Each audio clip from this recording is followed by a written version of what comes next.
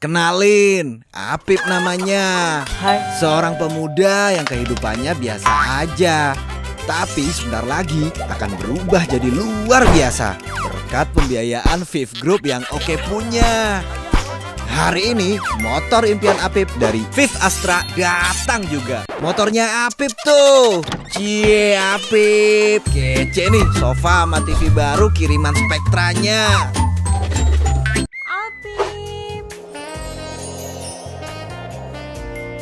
Jadi entrepreneur dan punya coffee shop memang mimpi Apip selama ini.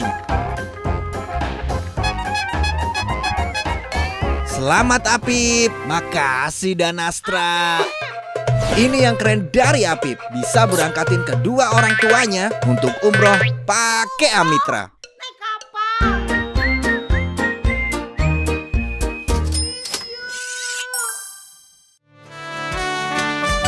Motor baru dan motor bekas yang berkualitas hanya ada di Viv Astra. Semua elektronik dan perabot rumah tangga ada di Spektra. Butuh modal untuk usaha dan semua kredit mikro di Danastra dan kebutuhan syariah Anda. Layanan pembiayaannya di Amitra. Kami hadir untuk Anda di seluruh Indonesia.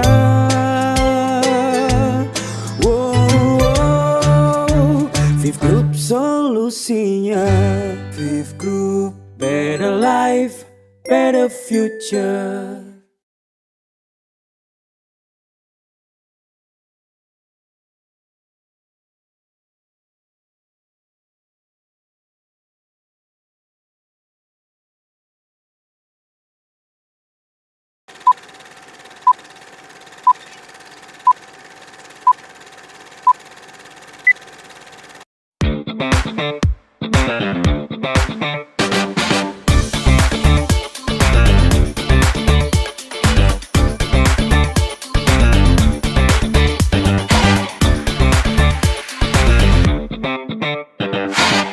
Selamat pagi Bapak dan juga Ibu, selamat bergabung dalam webinar hasil kerjasama dengan Sonora Semarang dengan Viv Group. Terima kasih untuk Bapak Ibu yang sudah bergabung di pagi hari ini. Semoga yang sudah bergabung di link Zoom pada kesempatan pagi hari ini selalu diberikan kesehatan dan jangan lupa juga untuk selalu menaati protokol kesehatan COVID-19 dimanapun Anda berada. Anyway, untuk Bapak Ibu pagi hari ini kita sudah siap untuk berbincang dengan kedua narasumber, terlebih di tengah situasi pandemi COVID-19 seperti ini, di tengah situasi lonjakan kasus pandemi COVID-19 dan semakin kesini ternyata ada satu buah riset yang menunjukkan bahwa ternyata nih Bapak Ibu, UMKM di Indonesia ini berdasarkan Menteri Koperasi dan UMKM Teten Mas Duki ini mengatakan bahwa hasil survei yang dilakukan sejumlah lembaga dan Kementerian UMKM 47% menyatakan bangkrut. Tapi sebelumnya saya mau kasih tahu dulu nih, selama UMKM tangguh ekonomi tumbuh, itu adalah judul untuk webinar pagi hari ini. Ada beberapa rules yang harus Anda ikuti, seperti menggunakan headset atau input audio eksternal agar gadget yang Anda gunakan tidak menimbulkan suara berisik selama webinar berlangsung.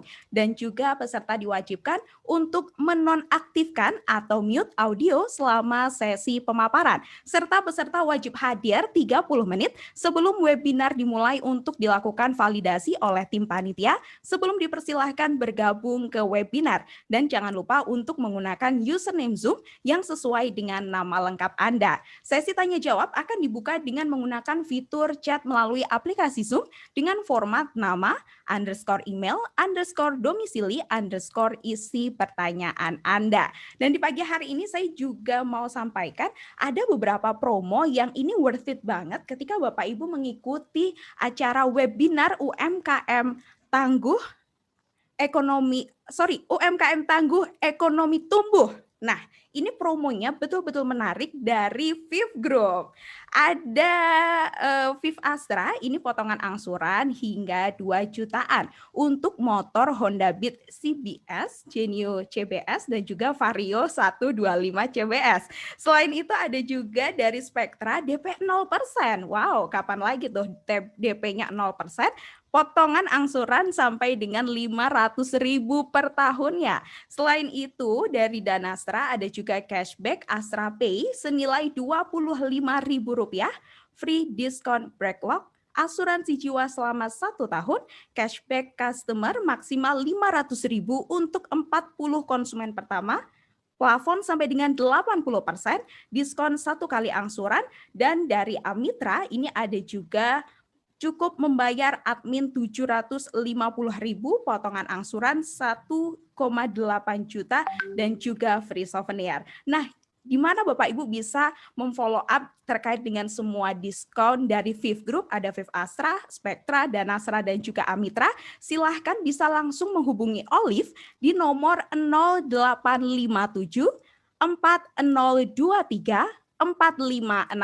Saya ulangi, Anda bisa menghubungi Olive di 0857 4023 4566. Baik, sepertinya saya tidak usah berlama-lama lagi karena saya yakin 136 partisipan yang sudah bergabung di link Zoom UMKM Tangguh Ekonomi Tumbuh di hari Sabtu 26 Juni 2021 sudah tidak sabar ingin berbagi informasi, ingin belajar bersama di kesempatan pagi hari ini. Boleh ditampilkan dulu untuk profil narasumber kita yang pertama? Baik, pagi hari ini kita sudah bergabung di Zoom dengan Mas Yoga Muda Aditya atau yang lebih akrab disapa dengan Yoga Muda yang memiliki beberapa journey profile bisnis, ada Lovell Pop-Up Dessert, Pantone Craft and Pepper, Coca, dan juga Pajex. Next, boleh? Selain itu, Mas Yoga juga pernah menempuh studi di Business Management Telkom University Bandung dan Small Business Development TAFE Gold Coast Queensland, Australia. Langsung saja kita sapa Mas Yoga Muda. Selamat pagi. Halo, selamat pagi. Mas Yoga, gimana kabarnya di pagi hari ini? Sehat? Alhamdulillah sehat, dan buat teman-teman semoga sehat. Hanin juga sehat? Alhamdulillah sehat juga pagi hari ini. Oke, Mas Yoga, sebelum kita belajar nih dengan Mas Yoga selaku founder dan CEO Pantone.id, tadi kan saya sudah menyampaikan ada beberapa journey ternyata dari hasil dari seorang yoga muda. Boleh dong diceritain dulu nih seperti apa sih sebenarnya journey dari setiap usaha yang sudah di-create, yang sudah di-build sampai sekarang ini oleh Mas Yoga. Silakan Mas. Oke, mungkin singkat aja kali ya untuk teman-teman semuanya yang sudah bergabung. Selamat pagi, perkenalkan nama saya Yoga Muda. Aku mungkin pengen cerita dulu biar nanti teman-teman bisa kenal lebih jauh terkait topik bahasannya kita nanti gitu. Nah, sebenarnya saya adalah seorang entrepreneur. Saya tinggal di Semarang. Sempat sudah ada beberapa brand yang pernah saya buat. Actually saya berbisnis mulai dari sejak kuliah. Jadi mungkin kalau teman-teman sekarang lagi ada yang di bangku kuliah dan lagi mulai bisnis, kita startnya sama. Jadi saya dulu mulai di bangku kuliah, mulai dari jualan tahu bakso waktu itu saya ingat. Kemudian bisnis yang lebih serius, saya pernah bisnis di bidang F&B, ada Lovell Pop-Up Dessert. Waktu itu sampai terakhir ada 3 cabang di Kota Semarang. Singkat cerita itu mulai dari bisnis yang sangat sederhana, kita jualan tajil di pinggir jalan di Kota Semarang waktu bulan Ramadan, sampai akhirnya kita 3 store di Semarang, dan kemudian kita jadi top 3 best dessert restaurant based on TripAdvisor. Kita juga sempat dapat penghargaan dari Gojek waktu itu sebagai top 20 the most favorite merchant di Semarang. Terus, unfortunately, memang situasi pandemi dan segala macam membuat memang bisnisnya harus terpaksa di shutdown di usia yang kelima kemarin. Mungkin nanti saya juga akan sharing apa sih lesson learn yang bisa dipelajari dari Lovell yang memang akhirnya harus saya tutup di usianya yang kelima. Kemudian saya juga punya bisnis e-commerce untuk percetakan undangan pernikahan secara online yang sampai saat ini masih terus tumbuh. Namanya Pantone Craft and Paper. Itu juga awalnya juga sederhana. Nanti mungkin saya cerita lebih banyak karena itu dimulai dari hanya bikinin undangan buat teman, sama sekali nggak ada niatan untuk buat apa namanya vendor wedding invitation gitu secara serius. Semua hanya kebetulan gitu bikinin undangan buat teman yang mau nikahan, tapi ternyata akhirnya banyak teman-teman lain yang suka. Terus kemudian ada coffee shop kecil ada di salah satu tempat wisata di Kabupaten Semarang, namanya Dusun Semilir, namanya Koka. Dan satu lagi yang baru akan launching nanti tanggal 29 di Medan, namanya pajex.id. Jadi itu adalah sebuah platform untuk pemesanan fresh product atau fresh market, jadi kayak sayur-sayuran atau buah-buahan di Kota Medan. Jadi kita sudah punya web aplikasinya, bisa di pajex.id. Nah, kira-kira kayak gitu sih perkenalannya. Kira-kira mungkin saya berbisnis berarti kalau dari zaman kuliah, mungkin sudah sekitar hampir 8 tahunan kali ya. Gitu. Wow. Gitu sih mungkin yang bisa saya sampaikan. Sudah cukup lama ya, Mas Yoga memulai bisnisnya. Sebelum saya lanjut, izin terlebih dahulu Mas Yoga, saya mau menyapa untuk Spektra Presiden Director, Bapak Ardian Prasetya, yang sudah bergabung juga melalui link Zoom di pagi hari ini. Terima kasih Bapak Ardian Prasetya sudah bergabung, sudah menyempatkan waktu untuk bergabung. Nanti kita akan ngobrol-ngobrol terkait dengan seperti apa Spektra, dan khusus di webinar kali ini Spektra mengeluarkan promo seperti apa. Baik, saya beralih terlebih dahulu ke Mas Yoga kembali. Mas Yoga, tadi sudah disampaikan nih bahwa memulai bisnis itu sejak 8 tahun yang lalu. Dan pada saat itu masih duduk atau masih di bangku mahasiswa. Kalau boleh diceritakan nih Mas, pada saat pertama kali dulu membangun bisnis, itu sebenarnya sesuai dengan apa yang bisa dilakukan Mas Yoga? Ataukah Mas Yoga melihat ada peluang nih dari lingkungan di sekitarnya Mas Yoga? Oke. Ini menarik nih, karena memang pasti kita semua itu sering dengar ya kalau kayak udahlah kerja atau bisnis tuh harus follow your passion gitu. Yang kayak di mana passion lo, disitulah lo ikutin gitu. Jadi which is good sebenarnya kalau misalnya passionnya teman-teman itu bisa menghasilkan uang. Tapi kan kita juga harus ada kadang-kadang buat teman-teman juga bingung passion gue apa ya gitu ya. Ada yang passionnya cuma rebahan kan ada ya. Passionnya cuman main handphone, bingung dia passionnya apa gitu kalau disuruh nyari passionnya. Nah, kalau buat saya, berkaca sama pengalaman saya kok jadi, ini menurut saya ya, sekali lagi gitu. Kalau disuruh memilih ketika memulai bisnis, mana yang harus didulukan, apakah kalau tadi Mbak Anin bilang peluang dulu, opportunity dulu, atau passion dulu. Kalau saya lebih memilih yang opportunity dulu. Jadi mana yang ada di depan mata, ya udah itu dulu ya dikerjain. Karena kalau kita nggak cobain, kita nggak coba masuk dulu, kita nggak pernah tahu kita ada passion nggak ada di situ. Karena orang nyobain aja belum pernah, dari mana kita bisa bilang kalau kita nggak passion di situ gitu. Jadi seperti contohnya di bisnis saya yang local waktu itu jualan dessert, saya sama sekali nggak ada berpassion di bidang dessert atau passion di bidang masak, nggak ada. Passion saya jajan gitu loh. Jadi sama sekali nggak ada. Jadi konsumen ya? Iya, saya nggak ada berpassion di bidang F&B, nggak ada sama sekali. Yang saya lihat ya peluangnya ketika Ramadan pada jualan tuh di pinggir jalan. Wih, bisa juga nih kayaknya saya ikut-ikutan, ada peluangnya. Dan kayaknya jualan tajil paling cocok. Ya udah, itu dulu dijalanin. Ternyata betul, setelah dijalanin kok seru ya ternyata.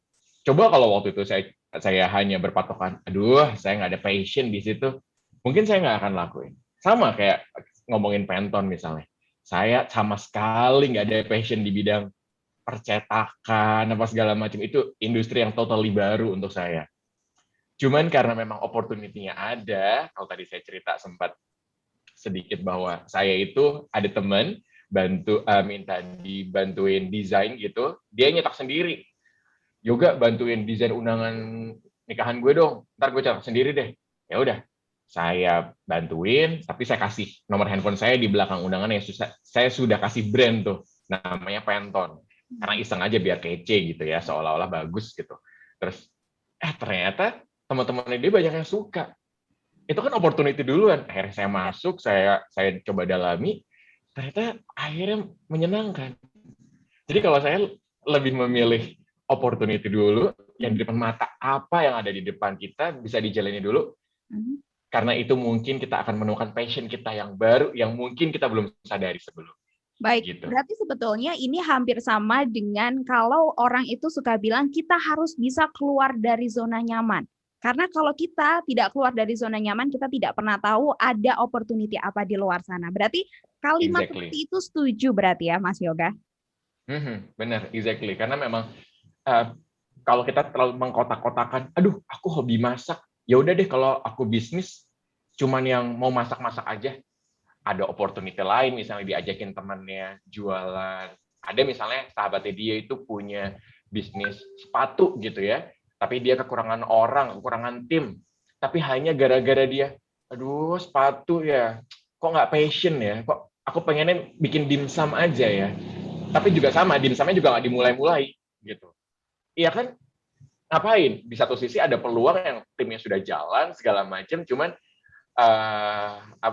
dia diajakin hanya gara-gara sulit keluar dari zona nyamannya dia yang pengennya cuman pengen masak gitu, nggak pengen coba yang lainnya, malah justru sayang gitu disia-siakan. Padahal dia nggak tahu pas sudah masuk ke dalam bisnisnya ternyata menyenangkan gitu. Oke, baik. Tadi Mas Yoga juga sudah sempat menyinggung bahwa yang penting dimulai aja dulu. Karena kalau kita nggak mulai, kita nggak akan pernah tahu. Nah, ini terkadang ada satu problem ketika seseorang akan memulai sebuah usaha, Mas Yoga. Jadi orang itu kadang udah punya niat nih, oke, saya mau buka usaha. Tapi saya tuh kayaknya passionnya ada di makanan gitu. Tapi terus saya harus mulai dari mana dulu gitu. Itu biasanya kebingungan yang sering dialami oleh seseorang yang akan membuka usaha. Mungkin Mas Yoga boleh dikasih share tipsnya nih ke Bapak Ibu, seluruh teman-teman yang join di webinar UMKM Tangguh Ekonomi Tumbuh, apa sebetulnya yang harus dipersiapkan terlebih dahulu pada saat pertama kali? Oke, wah ini pertanyaannya cukup kompleks ya, karena bisnis itu kan saya tidak sesederhana itu. Cuman sebenarnya untuk memulainya, saya lebih sepakat kalau yang paling penting adalah kita bisa menemukan why-nya. Why you did this? Kenapa memilih entrepreneurship untuk jalan hidup? Kenapa tidak memilih berkarir di perusahaan multinasional gitu? Kenapa kalian sebagai seorang wirausaha? Apakah itu alasannya banyak? Kita coba mirroring dulu. Apa sih alasannya? Apakah gara-gara pengen kelihatan keren aja dipanggil CEO and founder apa? Apakah cuma tren itu aja? Karena lately kayaknya orang-orang beralih jadi entrepreneur biar kelihatan keren aja. Kayak trennya banyak yang jadi pengusaha, jadi pengen pengusaha juga. Apakah karena itu? Kita cuma teman-teman atau Bapak Ibu yang bisa jawab. Ataukah karena lagi ya waktunya luang, nggak tahu mau ngapain gitu, sambil nunggu kerjaan lainnya, ya udahlah usaha dulu. Apakah itu hanya mengisi waktu aja? Atau gara-gara memang mau kaya gitu, pengen cepat kaya? Kok saya dengar caranya cepat kaya kok jadi pengusaha ya? Apakah itu niatnya? Coba digali dulu, why you did this? Karena itu sangat menentukan bagaimana respon kita terhadap berbagai tantangan yang ada di dalamnya. Contohnya misalnya, nanti saya akan cerita sedikit bagaimana saya menemukan why-nya saya. Misalnya teman-teman yang jadi alasan utama adalah gara-gara punya waktu luang. Buat teman-teman yang masih mahasiswa, misalnya lagi skripsi, suka banyak waktu luang kan. Jadi nanti pasti ketika skripsinya udah jalan lagi, udah mulai sibuk lagi, pasti usahanya ditinggalin. Kenapa? Karena dia usaha cuma gara-gara ngisi waktu aja.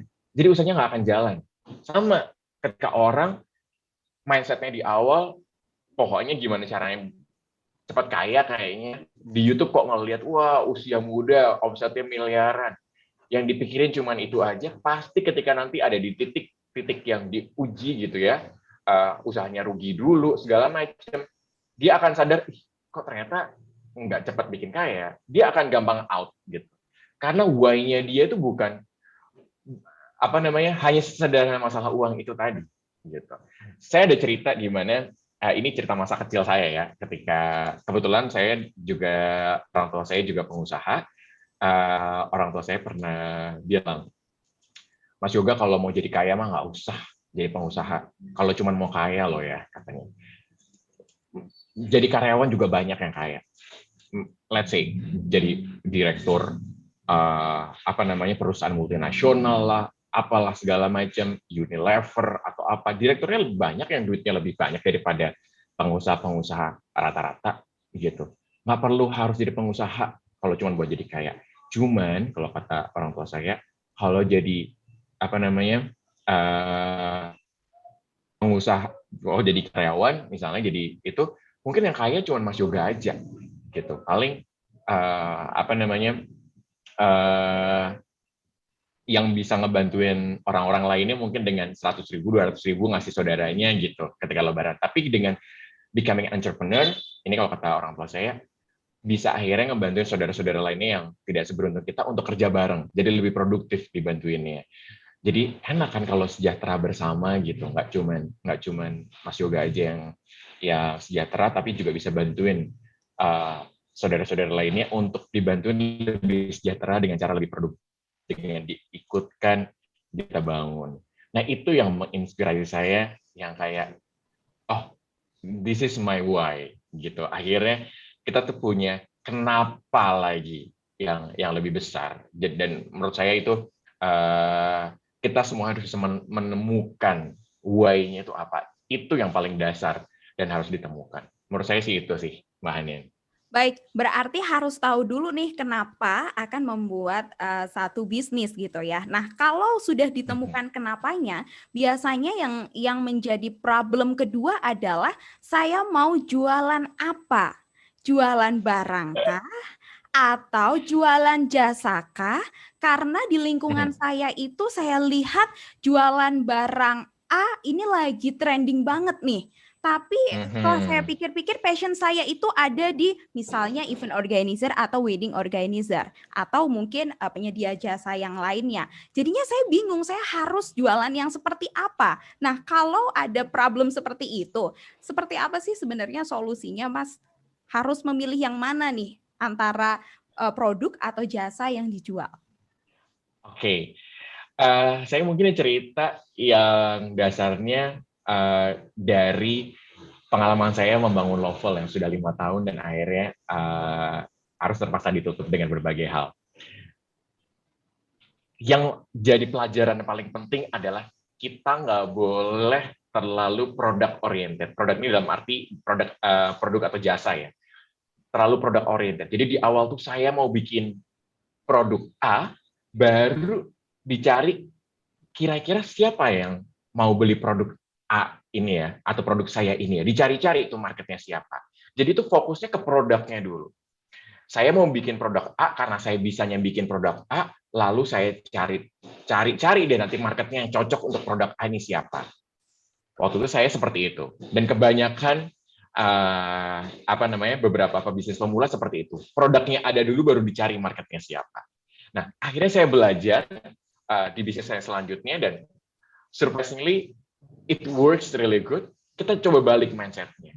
Kita lihat dulu pasarnya, kita mapping dulu problems-nya ada di mana, atau apa hal yang belum ada yang ditawarkan dari kompetitor, itu yang baru kita create produknya. Contohnya misalnya, bukannya bikin dimsum dulu gitu ya, karena trendingnya lagi bikin dimsum frozen gitu. Bikin dimsum frozen dulu baru dipikirin mana marketnya, bukan seperti itu, tapi lihat dulu di marketnya, ini kira-kira saya ada di kota Semarang, dengan lingkungan saya didominasi, di tempat tinggal saya misalnya didominasi oleh pekerja kantoran semuanya, hampir 80%, lalu kok mereka sepertinya sibuk, punya anak tapi kok mereka nggak punya pembantu misalnya, kira-kira apa yang bisa saya tawarkan untuk karakter market seperti itu ya. Akhirnya menemukan produk-produk yang muncul dari masalah, kayaknya tuh saya bikin produk MPASI kayaknya seru kali ya, MPASI instan yang akan dijual untuk market saya tadi itu.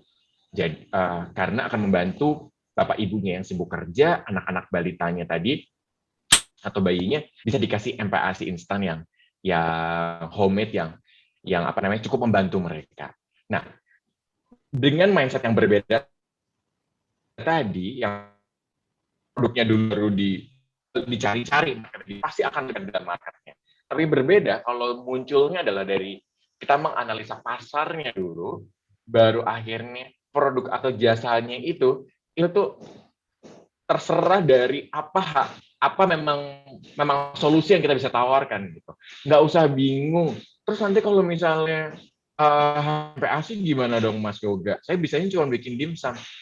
Believe me, teman-teman, bahwa di zaman sekarang itu hampir nggak ada yang kita nggak bisa bikin.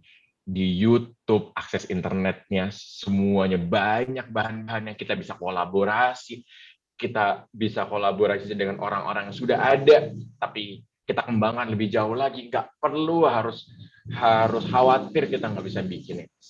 Semua peluang untuk bikin produk atau jasa sekarang semua terbuka lebar, gitu.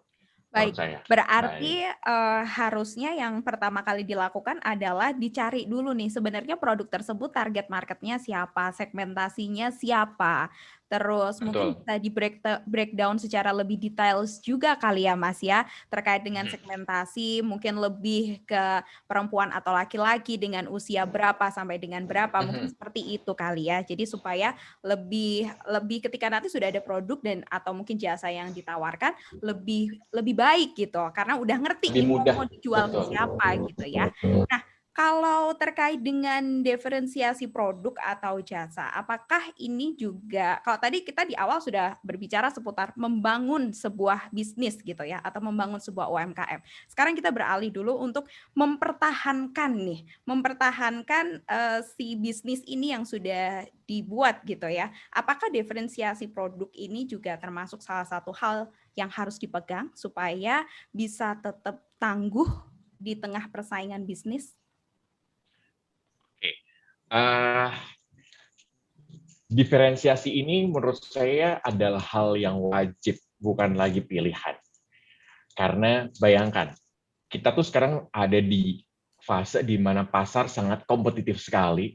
Kalau saya bilang, udah nggak ada barang yang betul-betul unik yang nggak ada kembarannya. Istilahnya nothing new under the sun. Jadi kayak hampir semua itu tuh udah pernah ada yang bikin. Gitu.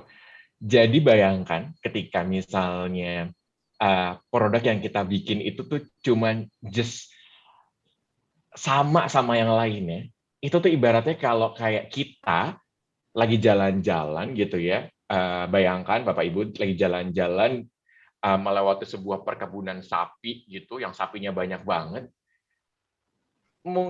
Ibu atau Bapak mungkin akan kesulitan untuk memilih sapi mana yang menarik untuk dipilih dan didekati gitu untuk kemudian dibeli. Karena semuanya hampir sama. Kayak sepanjang jalan ribuan atau puluhan sapi gitu. Sepanjang jalan sama. Nah, itulah yang dilihat sama customer kita. Kita jualan misalnya tadi kalau saya bikin contoh frozen dimsum gitu. Customer kita kan melihat yang jualan frozen dimsum ini udah kayak tadi sapi tadi, semuanya sama. Sulit buat mereka untuk memilih mana yang akhirnya gue mau beli. Akhirnya ujung-ujungnya adalah mereka itu kalau di marketplace short by price, pilih yang paling murah. Lalu sampai kapan kayak gitu. Tapi beda kalau misalnya kondisinya di dalam perkebunan tadi atau peternakan tadi, mohon maaf, itu ada satu sapi yang tiba-tiba warnanya ungu gitu. Itu pasti ketika Bapak atau Ibu atau teman-teman lewat langsung akan noleh ngeliatin, buset, kok dia beda sendiri? Sapi apaan tuh warna ungu? Dan membuat Bapak atau Ibu berhenti, didekati, pengen tahu, penasaran. kok beda dibanding yang lainnya gitu. Coba dideketin. Lah, baru deh di situ ini analoginya adalah produk yang kalian harus beda dulu, karena untuk berbeda itu tuh membangun atau apa namanya istilahnya menimbulkan curiosity gitu. Orang-orang jadi penasaran untuk dekat, untuk mencari tahu lebih lanjut. Ini kok jadinya sapinya ungu kenapa sih? Ternyata pas dideketin, oh ternyata itu memang dicat ternyata sama yang punya gitu. Jadi, tapi yang paling penting adalah produknya kita tuh harus bisa menimbulkan curiosity dulu.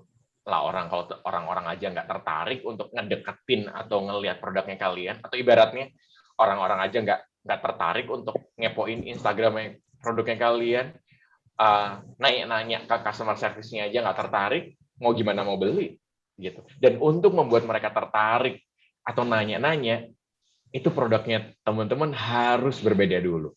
Harus berbeda untuk menarik perhatian mereka untuk stop, berhenti, dan mereka pelajari lebih lanjut tentang produknya teman-teman. Gitu.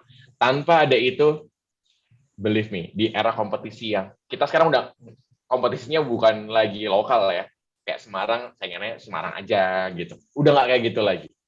Mungkin teman-teman yang ada di Semarang akan saingan sama yang ada di Jakarta, akan saingan apa yang ada di Bandung. Jadi kalau kita nggak highly kreatif untuk bikin produknya kita stand out, saat ini rasanya akan cukup sulit untuk menarik perhatian pasar. Gitu. Baik, berarti yang namanya diferensiasi produk itu sebenarnya satu hal yang harus untuk dilakukan gitu ya, wajib untuk dilakukan. Nah, biasanya selain harus ada diferensiasi produk ketika kita mau mengembangkan atau mempertahankan sebuah usaha, itu kan pasti harus ada inovasi-inovasi yang dilakukan. Nah, biasanya inovasi ini juga terkait dengan modal. Nah, berbicara seputar modal, apakah modal itu harus selalu diartikan sebagai harus punya uang 1 miliar dulu untuk bisa berinovasi mengembangkan sebuah usaha, ataukah modal ini bisa seperti adanya improvement dari beberapa barang-barang yang dibutuhkan dalam usaha tersebut? Kalau menurut Mas Yoga seperti apa? Oke, ini menarik. Karena buat saya ada dua hal yang berbeda antara memulai bisnis dan mengembangkan sebuah bisnis. Jadi, starting the business atau scaling up the business. Kalau untuk memulai berbisnis, rasanya, sekali kalau menurut saya, modal tidak menjadi yang paling penting. Gitu. Karena kita bisa memulai bisnis from scratch dengan apapun. Dengan, butuh modal, tapi minimal kita punya 1 juta, kita punya 2 juta, udah bisa dijalanin. Atau bahkan kadang-kadang kalau kita punya network, kita punya partnership gitu, misalnya usahanya mau bikin catering, ada 4 orang temennya, yang satu si A, yang teman-teman misalnya yang sekarang lagi mendengarkan saya, jago masak tapi nggak punya modal. Kemudian si B nggak bisa masak, tapi orang tuanya tajir, banyak modal. Gitu misalnya. Yang si C nggak punya modal, nggak bisa masak, tapi jago jualan. Yang si D misalnya jagonya akunting. Gitu. Jadi untuk bapak dan ibu memulai bisnis, nggak harus ibu tuh punya, bapak ibu punya segalanya, udah bisa masak, harus punya uang, harus punya segalanya. Temukan orang-orang yang network yang pas, itu juga bisa jadi salah satu solusi. Akhirnya menurut saya itu salah satu solusinya. Atau kalau memulai dulu sendirian juga bisa, nggak perlu harus modal yang besar, from scratch, justru itu kadang-kadang malah kita bisa testing the market gitu. Tapi berbeda ketika sudah berbicara untuk scaling up the business. Bisnisnya sudah mulai dewasa gitu ya, sudah target marketnya sudah nemu, produknya sudah fit, segala macam. Untuk memperluas lagi marketnya, biasanya di sini baru dibutuhkan modal, dan modal dalam bentuk uang di sini perannya menjadi lebih penting gitu, bahkan cukup krusial gitu ketika kita berbicara dalam scaling up the business, karena di sini kadang-kadang kita sudah akan berbicara masalah menambah kapasitas mesin, menambah karyawan lebih banyak lagi, sewa kantor, sewa workshop segala macam. Nah, di sinilah nggak bisa dibohongin bahwa capital dalam bentuk modal menjadi penting di sini. Tapi nggak perlu pusing dulu kalau teman-teman baru ada di tahapan yang sedang niat memulai bisnis, karena teman-teman tidak harus punya modal yang besar begitu dalam bentuk capital hanya untuk memulai begitu. Baik, berarti tadi sudah disampaikan Mas Yoga ketika scaling up the business, modal itu sangat dibutuhkan, entah itu dalam bentuk pembiayaan atau mungkin dalam bentuk upgrade untuk improvement alat-alat gitu ya. Maksudnya alat-alat yang dibutuhkan dalam untuk mengembangkan usaha tersebut gitu. Nah, ini sejalan sebetulnya dengan program Fifth Group. Jadi silahkan nih untuk teman-teman yang sudah bergabung di UMKM Tangguh Ekonomi Tumbuh, silahkan nanti Anda bisa langsung mengajukan pembiayaan Anda ke tim Fifth Group Semarang ke Olive di nomor 0857 4023 4566.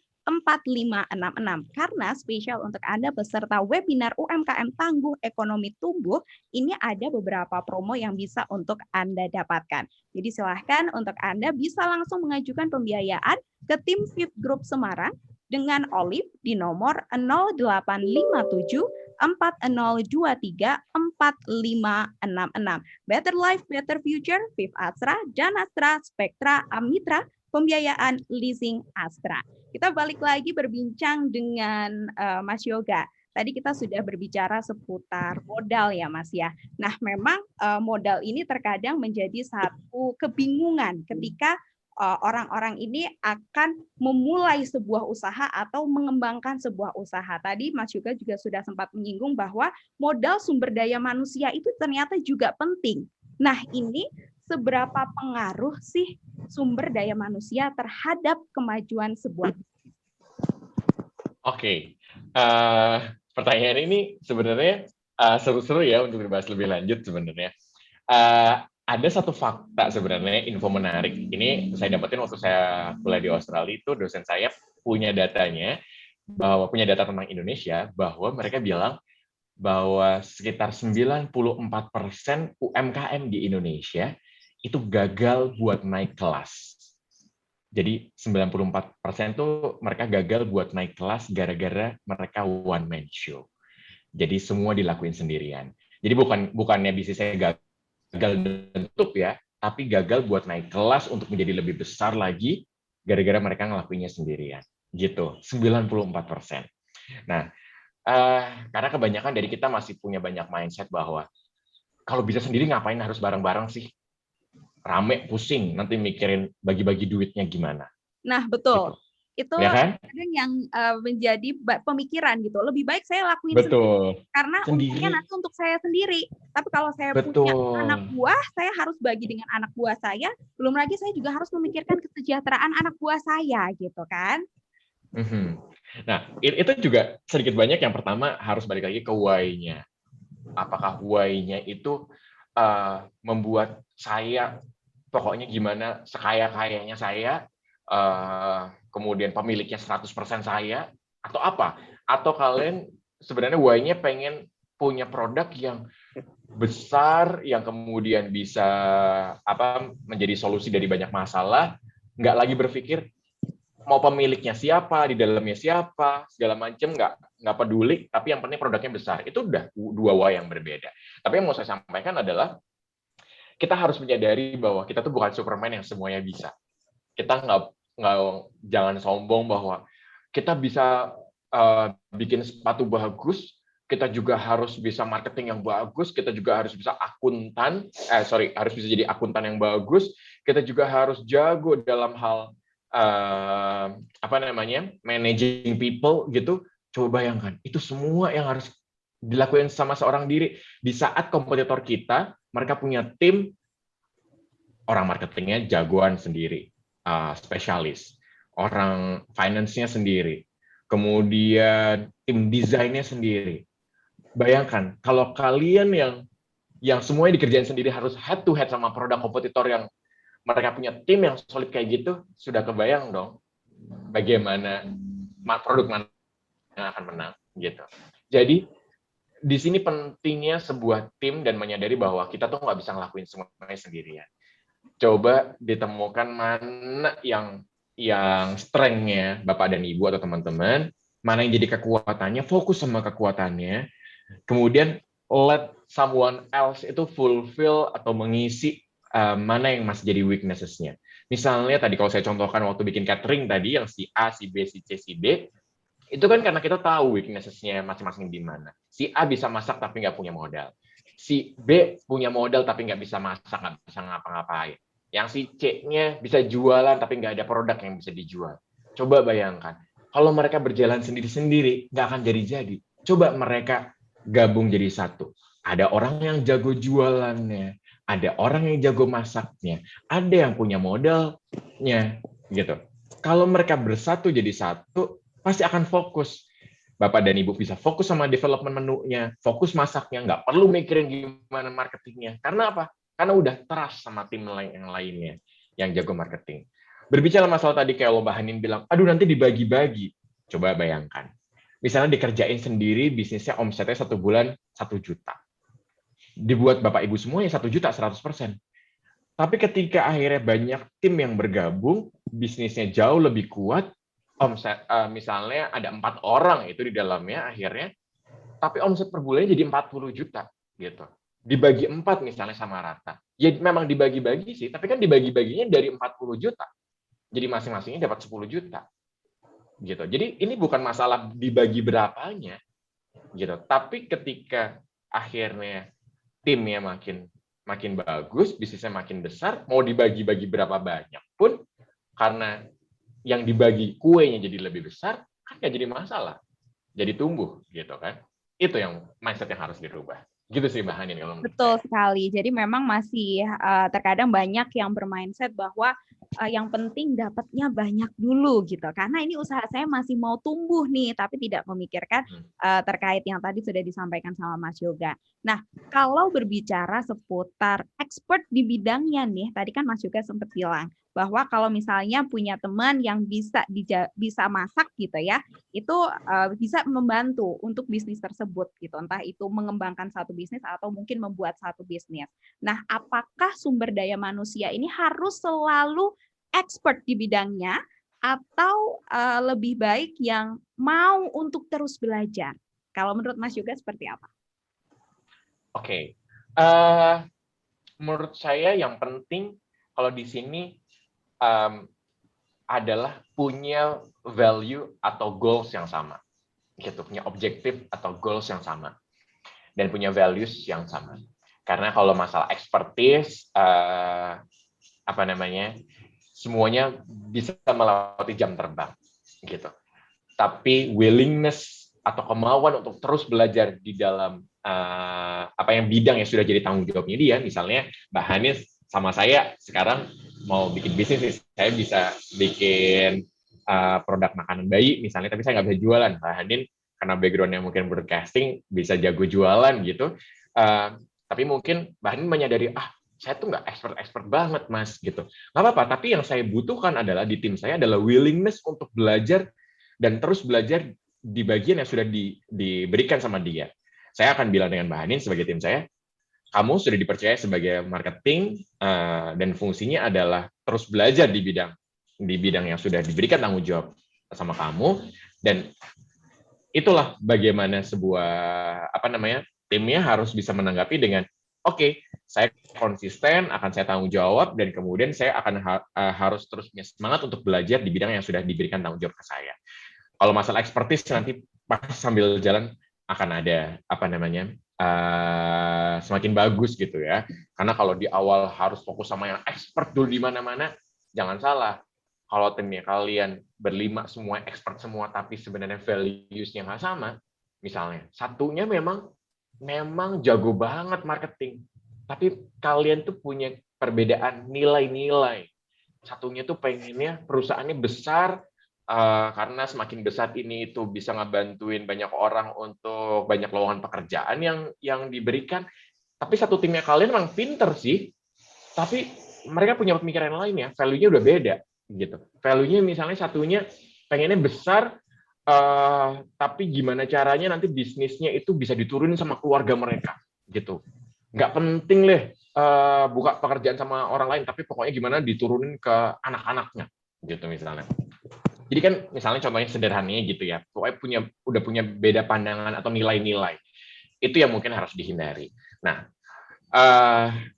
tadi mungkin saya belum sampaikan bahwa saat ini sebenarnya betul tadi kalau Mbak Hanin sampaikan bahwa tim atau sumber daya manusia ini salah satu modal atau kalau saya bisa bilang adalah capital atau bahwa aset yang paling penting gitu. Jadi aset yang paling berharga kalau saya ditanya, Mas di Pantone saat ini aset yang paling berharga apa?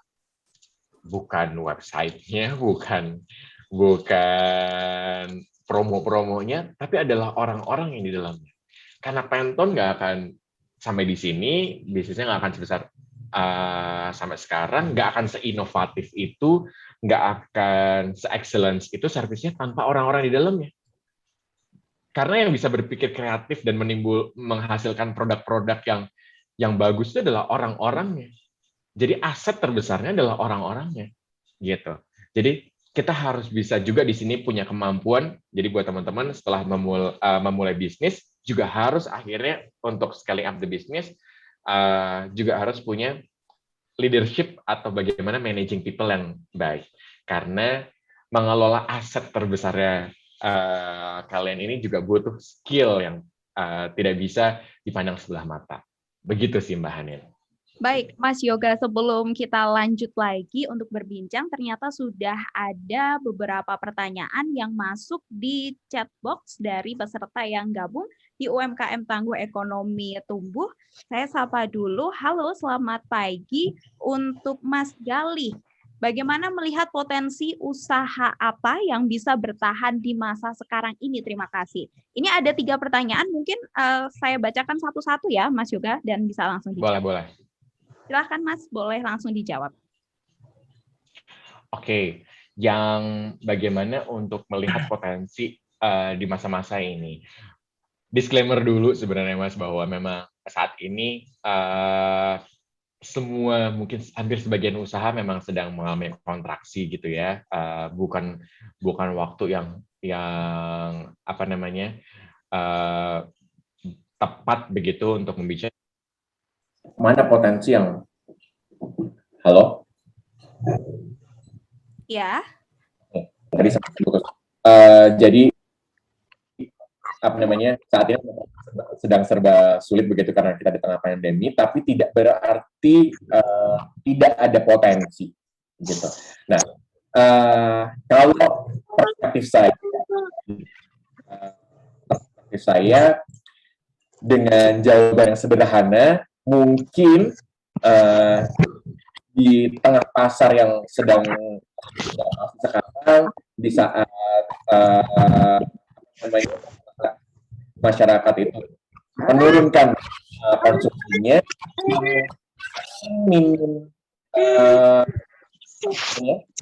paling minim terkena dampaknya adalah masyarakat kelas atas dan menengah, karena saving mereka masih banyak dan daya beli mereka itu masih cukup tinggi dibandingkan masyarakat menengah ke bawah. Jadi karena masyarakat menengah ke bawah pasti mereka mereka berpikiran mana yang paling esensial dulu untuk mengatur pengeluaran mereka. Tapi hal itu mungkin sedikit berbeda behaviornya untuk masyarakat kelas menengah dan atas, karena mereka masih cukup banyak nih tabungannya dan uangnya untuk dibelanjakan, hanya mereka ngerem dulu gitu.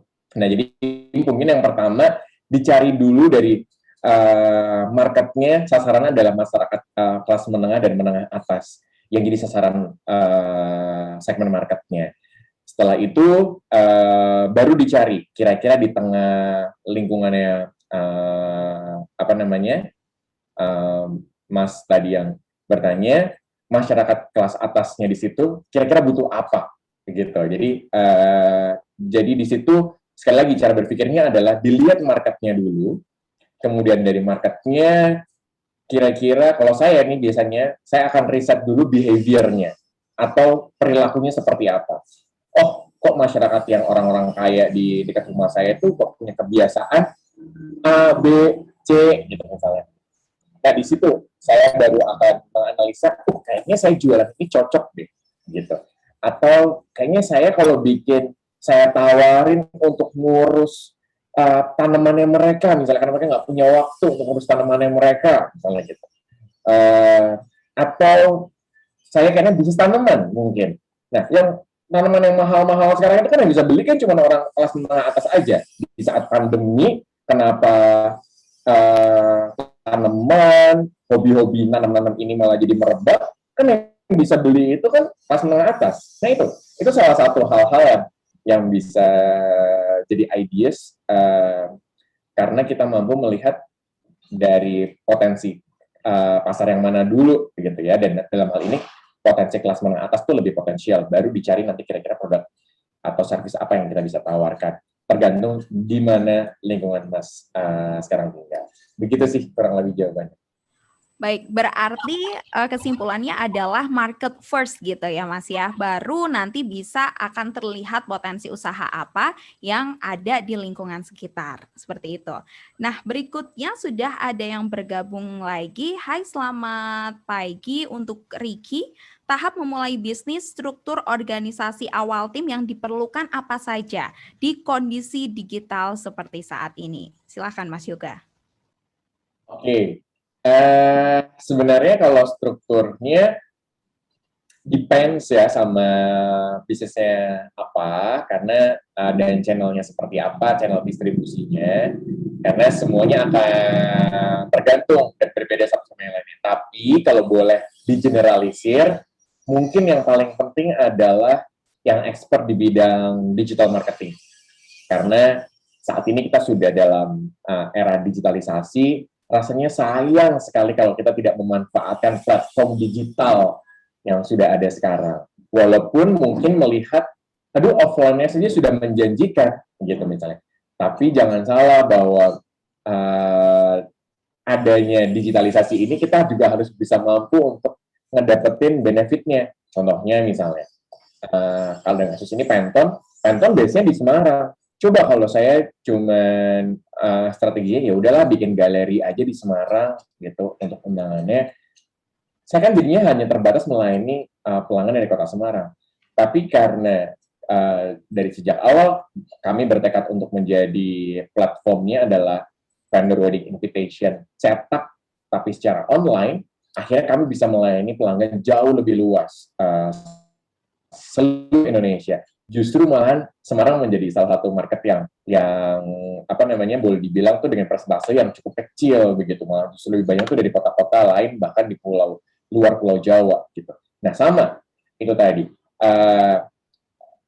digital ini harus dimanfaatkan oleh karena itu people atau orang dengan kapasitas atau skill untuk digital marketing bagaimana bisa memanfaatkan platform menjadi lebih maksimal, itu yang paling penting. Kalau misalnya teman-teman nih fokusnya sekarang ke development produknya ya, jadi fokus dulu sama produknya, produk sama yang jualan, udah dua itu. Ya. Kalau masalah finance itu menjadi apa namanya prioritas selanjutnya setelah dua itu misalnya berjalan. Bukan berarti finance tidak penting ya, karena kalau saya boleh mention tambah satu lagi misalnya itu adalah marketing tadi sama finance. Nah, finance ini yang kadang-kadang sering dilupakan. Karena bagi saya, finance ini setelah barangnya bisa laku adalah hal apa namanya pertama yang harus diberesin gitu. Dengan punya laporan keuangan yang baik, itu sama aja kita tuh kayak bisa ngecek lab kondisi badan kita gitu, kayak kita ke laboratorium, bisa tahu kita tuh sehat atau enggak, mana yang sudah mulai ada gejala, mana yang kira-kira berpotensi jadi penyakit kronis gitu di bisnis kita, itu bisa kelihatan dari laporan keuangan. Jadi jangan disepelekan. Mungkin tiga itu, marketing, dan finance, dan product development. Gitu. Oke, Berarti 3 ya, tadi ada marketing, program development, dan yang satunya lagi tadi ada di finance. Kalau kita bicara seputar ini sudah ada yang bertanya lagi, tapi nanti akan saya bacakan. Saya masuk dulu lagi berbincang dengan Mas Yoga. Tadi kebetulan kan sudah disinggung terkait dengan digital nih. Nah, pada saat proses promosi, pasti sebuah usaha kan butuh dong untuk proses promosi itu tadi.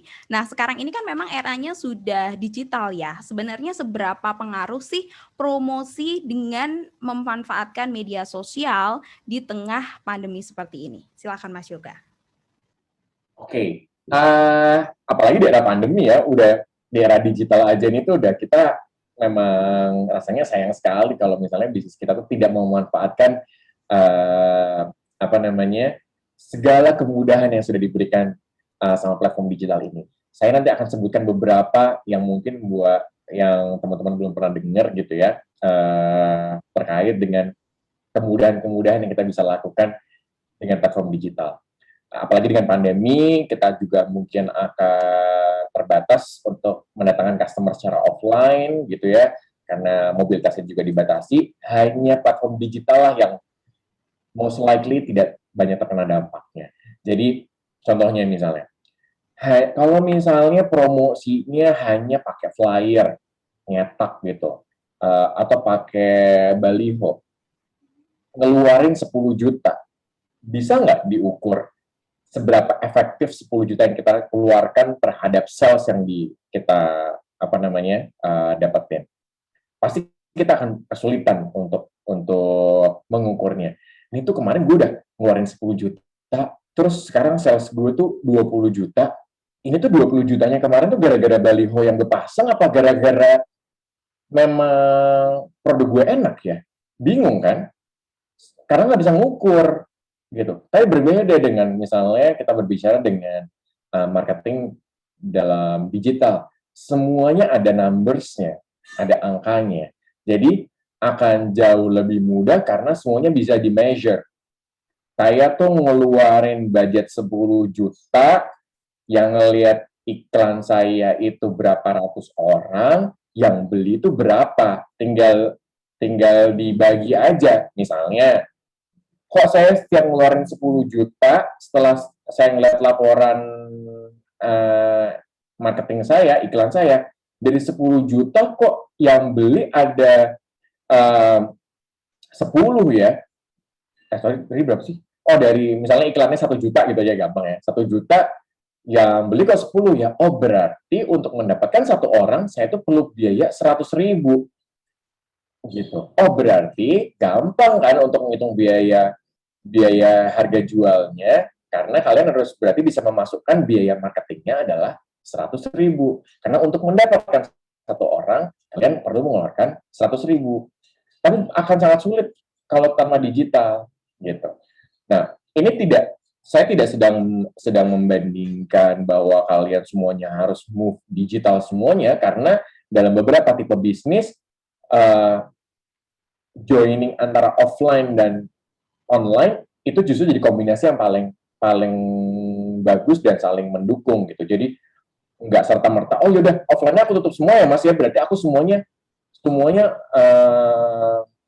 online ya. Semuanya tergantung sama tipe bisnisnya. Contohnya misalnya, orang mau beli kasur, kalian mau jualan furniture misalnya, orang ini masih butuh megang-megang, empuk atau enggak kasurnya, segala macam. Mungkin dalam bisnis yang kayak gitu, sulit kalau semuanya harus online. Harus butuh store.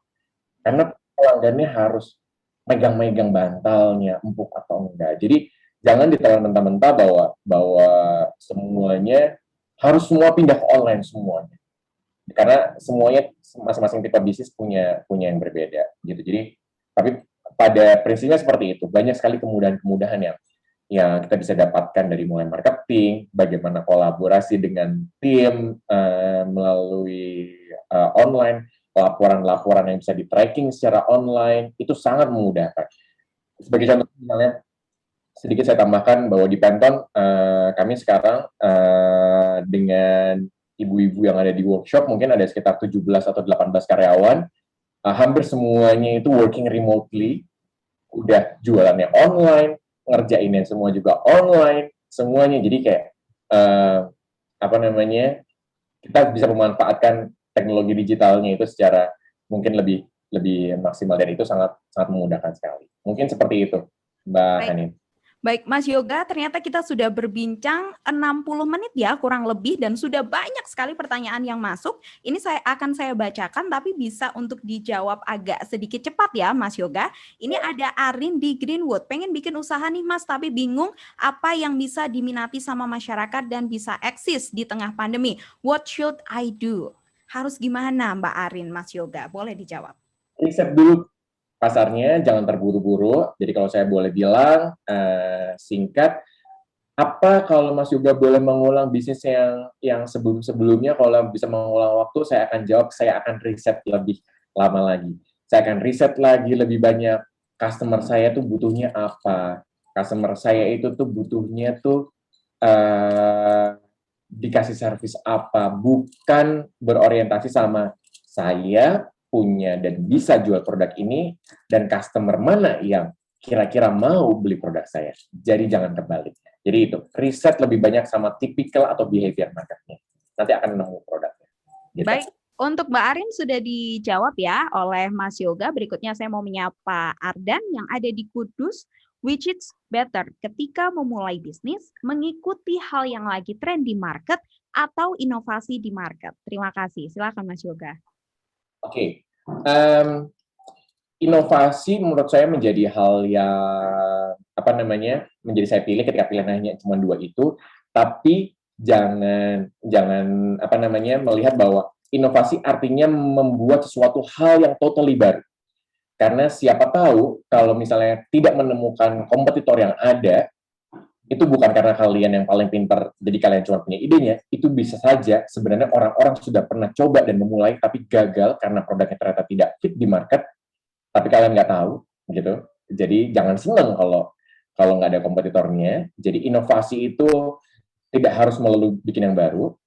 Dan masalah tren ini juga tidak melulu jelek. Karena dengan adanya tren berarti produknya fit sama marketnya, tapi juga harus di-research lebih jauh apakah ini kira-kira menjadi solusi jangka panjang sama market yang kita tahu bukan. Jadi kembali lagi ke produk atau bisnisnya, sebenarnya setelah nemu harus dianalisa lagi lebih lanjut, tapi kalau saya boleh memilih dari dua pilihan tadi, saya akan lebih memilih untuk yang inovasi, karena mungkin akan lebih sustain dibandingin sama yang lagi tren semata gitu. Baik, terima kasih untuk Ardan yang sudah bergabung. Berikutnya ada Arif di Depok. Di era digital ini, media sosial memberi kita peluang bisnis untuk mengakses perilaku konsumer anywhere and anytime. Oleh karena itu, hal apa yang perlu kita perhatikan ketika mengelola media sosial tersebut untuk nge-boost traffic konsumen? Silakan Mas Yoga. Be human. Kalau saya biasanya, karena konsumen ini manusia yang butuh interaksi.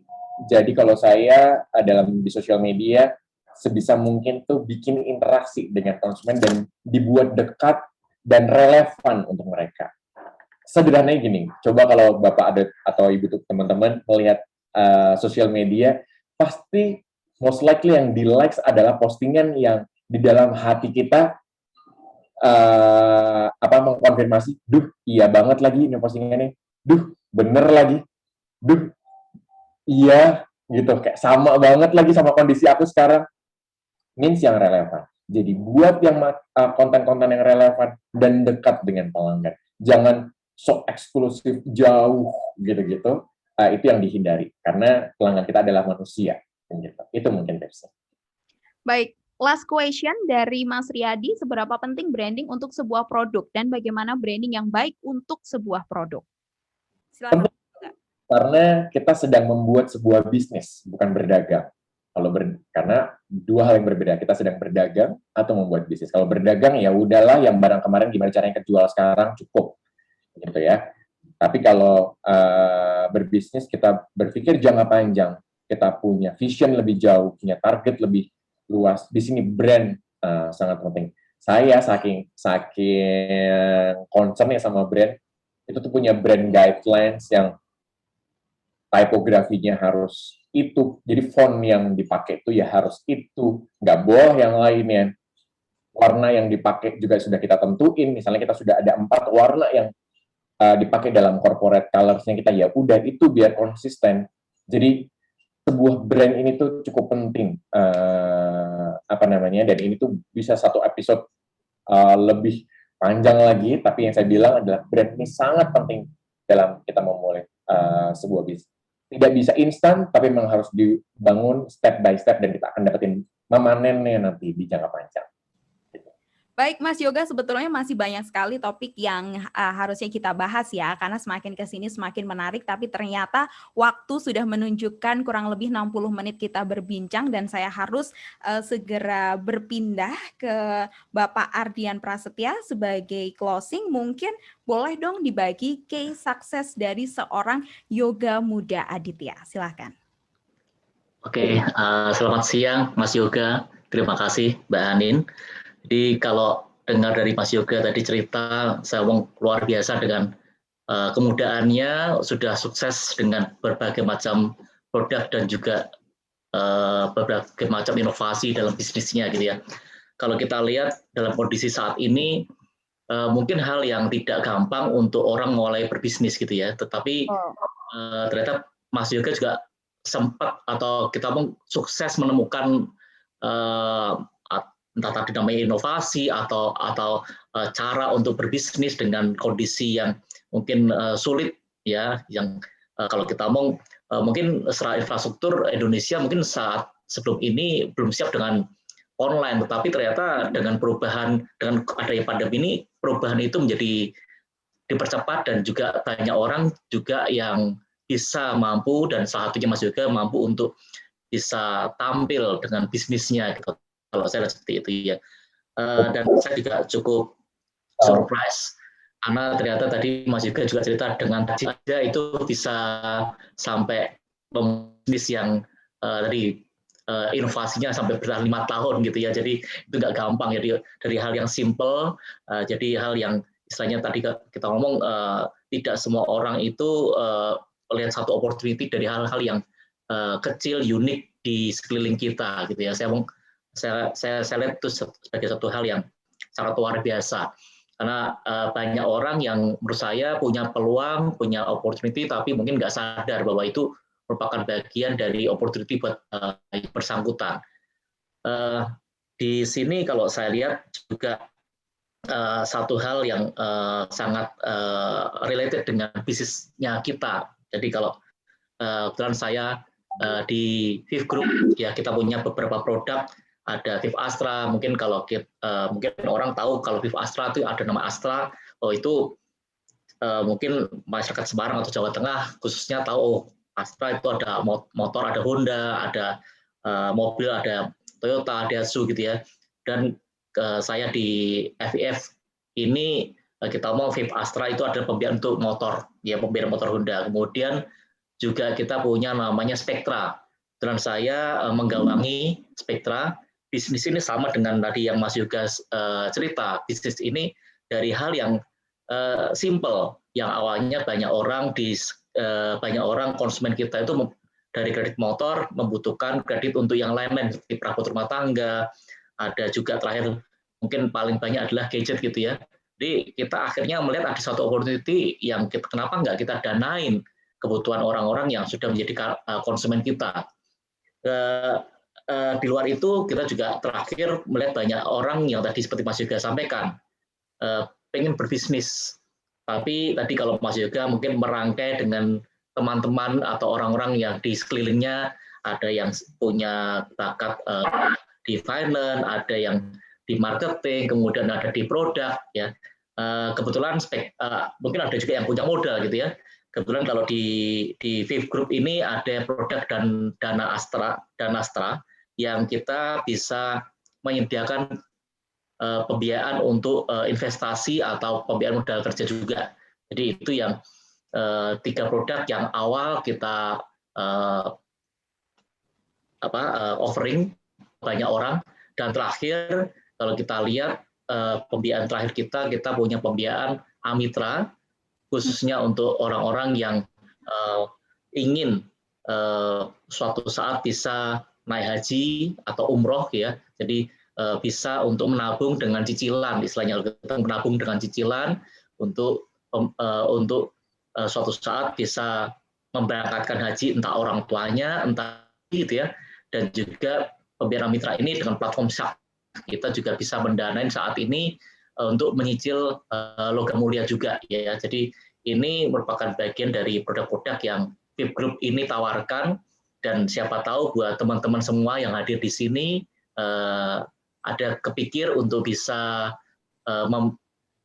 menggunakan jasa pembiayaan kita, dan tentunya kita juga sangat berharap banyak Mas Yoga yang lain dari teman-teman yang ada di sini, karena kalau saya lihat satu sosok muda yang inspiratif buat banyak orang, dan saya juga sangat istilahnya saya sangat surprise ternyata dari hal-hal kecil dibuat dari hal yang tidak sengaja tadi membuat satu undangan wedding invitation ya Mas. Ternyata bisa jadi, mungkin tadi cerita akhirnya marketnya mungkin tidak hanya di Semarang, sampai ke luar Jawa juga. Jadi saya banyak hal di sekeliling kita yang kita bisa create menjadi satu produk, satu jasa yang kita bisa offering, bukan karena tadi yang Mas Yoga sampaikan, bukan karena apa yang kita bisa buat, tapi kita melihat ada opportunity, peluang di sekeliling kita. Jadi itu yang saya lihat bahwa di dalam diskusi ini satu hal yang menarik buat kita semua belajar dari sosok Mas Yoga, dan juga mungkin di sini saya wakil dari VIP Group, dan kebetulan kita punya beberapa produk yang mungkin bisa digunakan oleh teman-teman semua untuk jasa pembiayaan untuk kebutuhan dalam usaha atau bisnisnya. Mungkin kalau motor kita bisa gunakan untuk akomodasi, dan untuk kalau kita ngomong Spektra kita bisa bantu untuk membiayai alat kerja kita, baik itu laptop, baik itu mungkin kalau kita beberapa teman kita ada yang usaha laundry, kita juga bisa danai mesin laundrynya juga ya. Kemudian ada modal kerja, kita bisa kredit dengan Dana Astra, dan juga mungkin buat teman-teman yang ingin memberangkatkan orang tuanya, mungkin juga mulai dari sekarang untuk menyicil tabungan haji, silahkan dengan produk Amitra kita. Ya, baik. Terima kasih. Ya, terima kasih Pak Ardian, dan ini mungkin saya belum present Pak Ardian dari tadi ya. Ini peserta webinar UMKM Tangguh Ekonomi Tumbuh agak sedikit bingung. Jadi ini sebenarnya sudah bergabung dengan kita Bapak Ardian Prasetya, Spektra Presiden Director. Tadi sudah disampaikan juga ada beberapa hal yang bisa tercover oleh Spektra, ada juga yang tercover oleh VIP Astra, seperti ketika Anda mau punya motor Honda baru, bisa dikredit, itu bisa ditangani dengan VIP Astra. Atau mungkin Anda pengen ganti gadget elektronik rumah tangga, ini bisa juga tercover oleh Spektra. Sedangkan untuk Anda yang mau memiliki modal untuk usaha pendidikan kesehatan atau renovasi rumah, ini juga bisa di-cover dengan Danastra. Dan yang terakhir, ketika Anda ingin memberangkatkan kedua orang tua Anda, atau mungkin Anda sendiri nih yang ingin berangkat ke Tanah Suci, ini bisa juga bersama pembiayaan syariah dari Amitra. Jadi untuk Anda, silahkan langsung saja menghubungi Olive di nomor 0857 4023 4566. Saya ulangin, Anda bisa langsung menghubungi Olive di 0857 4023 4566, dan jangan lupa follow akun sosial media @vipclub dan ajukan pembiayaannya sekarang juga. Better Life, Better Future, VIP Astra, Danastra, Spektra, Amitra, pembiayaan leasing Astra. Kita kembali lagi ke Pak Ardian. Ini nanti Bapak kami bantu untuk tampilkan materinya. Jadi boleh Bapak bisa dijelaskan terlebih dahulu nih ke peserta webinar UMKM Tangguh Ekonomi Tumbuh, seperti apa perjalanan dari Spektra. Monggo Bapak. Oke, mungkin kalau pertanyaannya perjalanan dari Spektra, kebetulan tadi saya sekilas sampaikan pembiayaan kita, pembiayaan untuk alat dan perabot rumah tangga, dan juga alat-alat kerja juga. Jadi buat teman-teman di sini sebagian besar ya itu memiliki gadget gitu ya, di mungkin handphone itu hal yang saat ini jadi satu hal yang lumrah gitu ya. Tapi ada yang dulu belinya cash, mungkin ada juga yang belinya kredit. Jadi kalau kita di Spektra ini kita membantu banyak orang untuk bisa memiliki alat kerja maupun produk-produk yang diinginkan dengan cara melakukan pembiayaan ya, jadi dengan cara kredit gitu ya.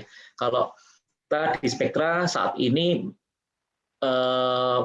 membiayai dari mulai gadget, kemudian ada elektronik ya, perabot rumah tangga, dan juga beberapa alat kerja. Jadi tadi kalau saya sebut ada yang mesin laundry, mungkin mesin kopi ya, jadi yang buka coffee shop kita mungkin bisa danain mesin kopi, kan. Kemudian juga ada freezer. Jadi hal-hal ini yang bisa kita lakukan di dalam pembiayaan kita ya. Dan kalau kita flashback sekilas, jadi kalau Spektra merupakan salah satu produk dari grup Fifth Group ya. Mungkin kalau teman-teman tahu, kita Fifth Group ini mungkin lebih banyak fokus di pembiayaan motor di awalnya, pembiayaan motor Honda. Kemudian dari pembiayaan motor Honda, kemudian berkembang kita mendanai pembiayaan jasa-jasa yang lain. Jadi ada elektronik dan tadi gadget segala macam. Kemudian juga terakhir ada alat kerja dan juga ada Amitra untuk pembiayaan cicilan haji dan umroh, untuk dana haji dan umroh. Dan kalau kita lihat Fifth Group ini berkembang, tadi kalau kita punya 235 cabang di seluruh Nusantara dan juga ribuan titik sales point ya. Dan kalau mungkin buat teman-teman semua sampai di pelosok pun kita bisa bayar cicilan dengan mudah. Kita punya banyak rekanan untuk pembayaran angsuran kita, jadi tidak perlu khawatir untuk menjadi konsumen Fifth karena dimudahkan baik itu untuk melakukan kredit pembiayaan di awal maupun untuk melakukan pembayaran cicilan. Bahkan terakhir kita punya kerjasama dengan Astra untuk pembayaran cicilan secara online.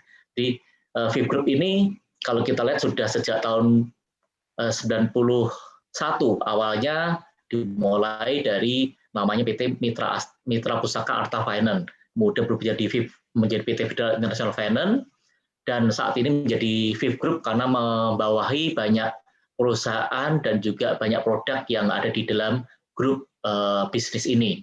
Fifth Group bagian dari Astra secara besaran. Kita punya, mungkin kalau kita mengholding company, multinasional company Astra, dan saat ini dengan kondisi pandemi pun kita juga masih cukup bisa melayani customer kita dengan baik, dan juga bisa bekerjasama dengan banyak partner toko-toko, baik itu toko dealer Honda, motor Honda, kemudian toko elektronik, dan juga mungkin rekan-rekan kita agen perjalanan umroh dan haji.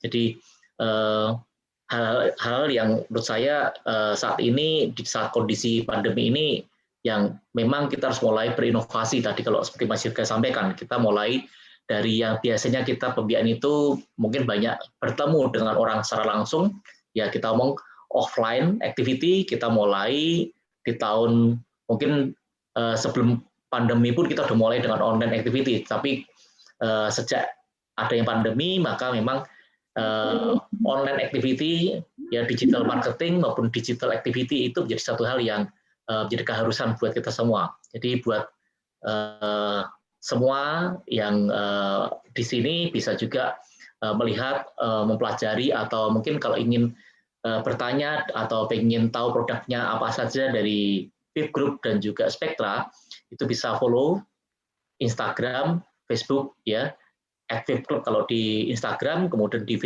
Facebook juga Fifth Club, atau masuk ke website kita fifthgroup.co.id ya.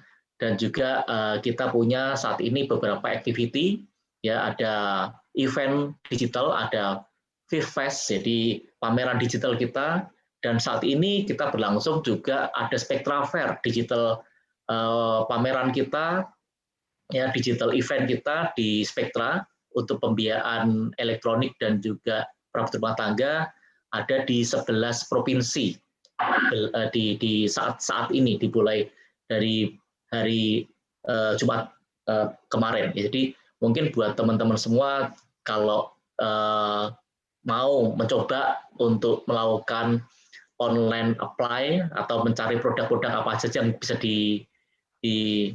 didanai oleh kita, jadi silakan follow IG atau masuk ke websitenya VIP Group tadi. Ya, jadi hal-hal yang ingin ditanyakan mungkin bisa disampaikan di sana. Jadi buat teman-teman di sini rasanya kemudahan yang kita coba tawarkan buat semuanya itu menjadi satu hal yang di saat COVID ini diharapkan bisa mempermudah buat semuanya untuk berhubungan dengan jasa pembiayaan kita. Jadi ini beberapa brand Viva Astra, Spektra, dan Astra dan Amitra merupakan brand dari VIP Group ya, yang saat ini kita tawarkan buat para konsumen kita. Ya, oke, Mbak Hanil, Ya. saya kembalikan. Ya, baik. Terima kasih Pak Ardian untuk pemaparannya. Tadi sudah diulang kembali ya untuk para peserta UMKM Tangguh Ekonomi Tumbuh. Jadi memang Fifth Group ini ada beberapa, seperti kalau Anda mau kredit motor Honda, ini bisa langsung ke Fifth Astra. Sementara kalau Anda ingin ganti gadget, elektronik, dan perabotan rumah tangga, Anda bisa langsung ke Spektra. Dan untuk Anda yang butuh modal untuk usaha pendidikan kesehatan atau renovasi rumah, nanti Anda juga bisa langsung mengajukan kredit multiguna melalui Danastra. Serta kalau Anda mau beribadah ke Tanah Suci, bisa menjadi nyata bersama pembiayaan syariah dari Amitra. Jadi langsung saja Anda bisa langsung mengajukan pembiayaan ke tim Fifth Group Semarang dengan Olive di 0857 4023 4566. Sekali lagi, Anda bisa langsung mengajukan pembiayaan ke tim Fifth Group Semarang dengan Olive di nomor 0857 4023 4566.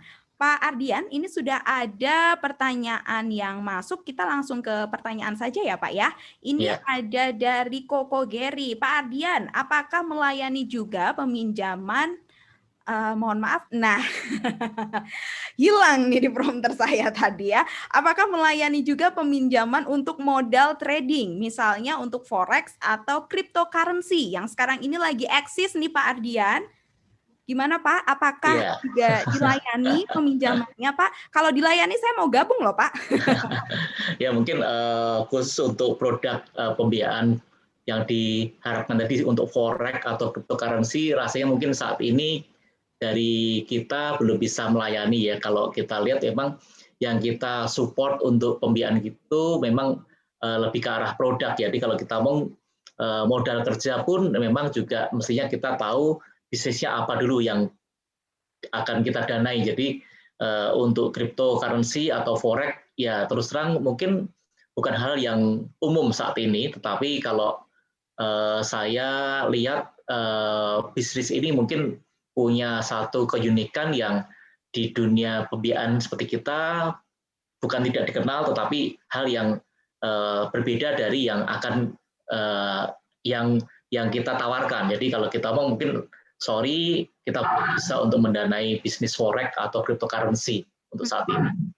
Baik, terima kasih Pak Ardian. Bapak tadi belum disebutkan nih untuk menjadi pelanggan atau mengajukan pembiayaan baik itu Fifth Astra, Spektra, Amitra, Danastra. Mungkin boleh disebutin Pak syarat-syaratnya itu apa saja yang diperlukan dan prosesnya seperti apa? Membutuhkan waktu yang cukup lamakah atau hanya 1 hari saja untuk bisa mengajukan pembiayaan di Fifth Group? Iya, oke, makasih Mbak Anin. Jadi kalau untuk persyaratan, khususnya dokumen persyaratan, ini memang ada beberapa. Jadi KTP dan KK itu jadi satu hal yang biasanya kita minta.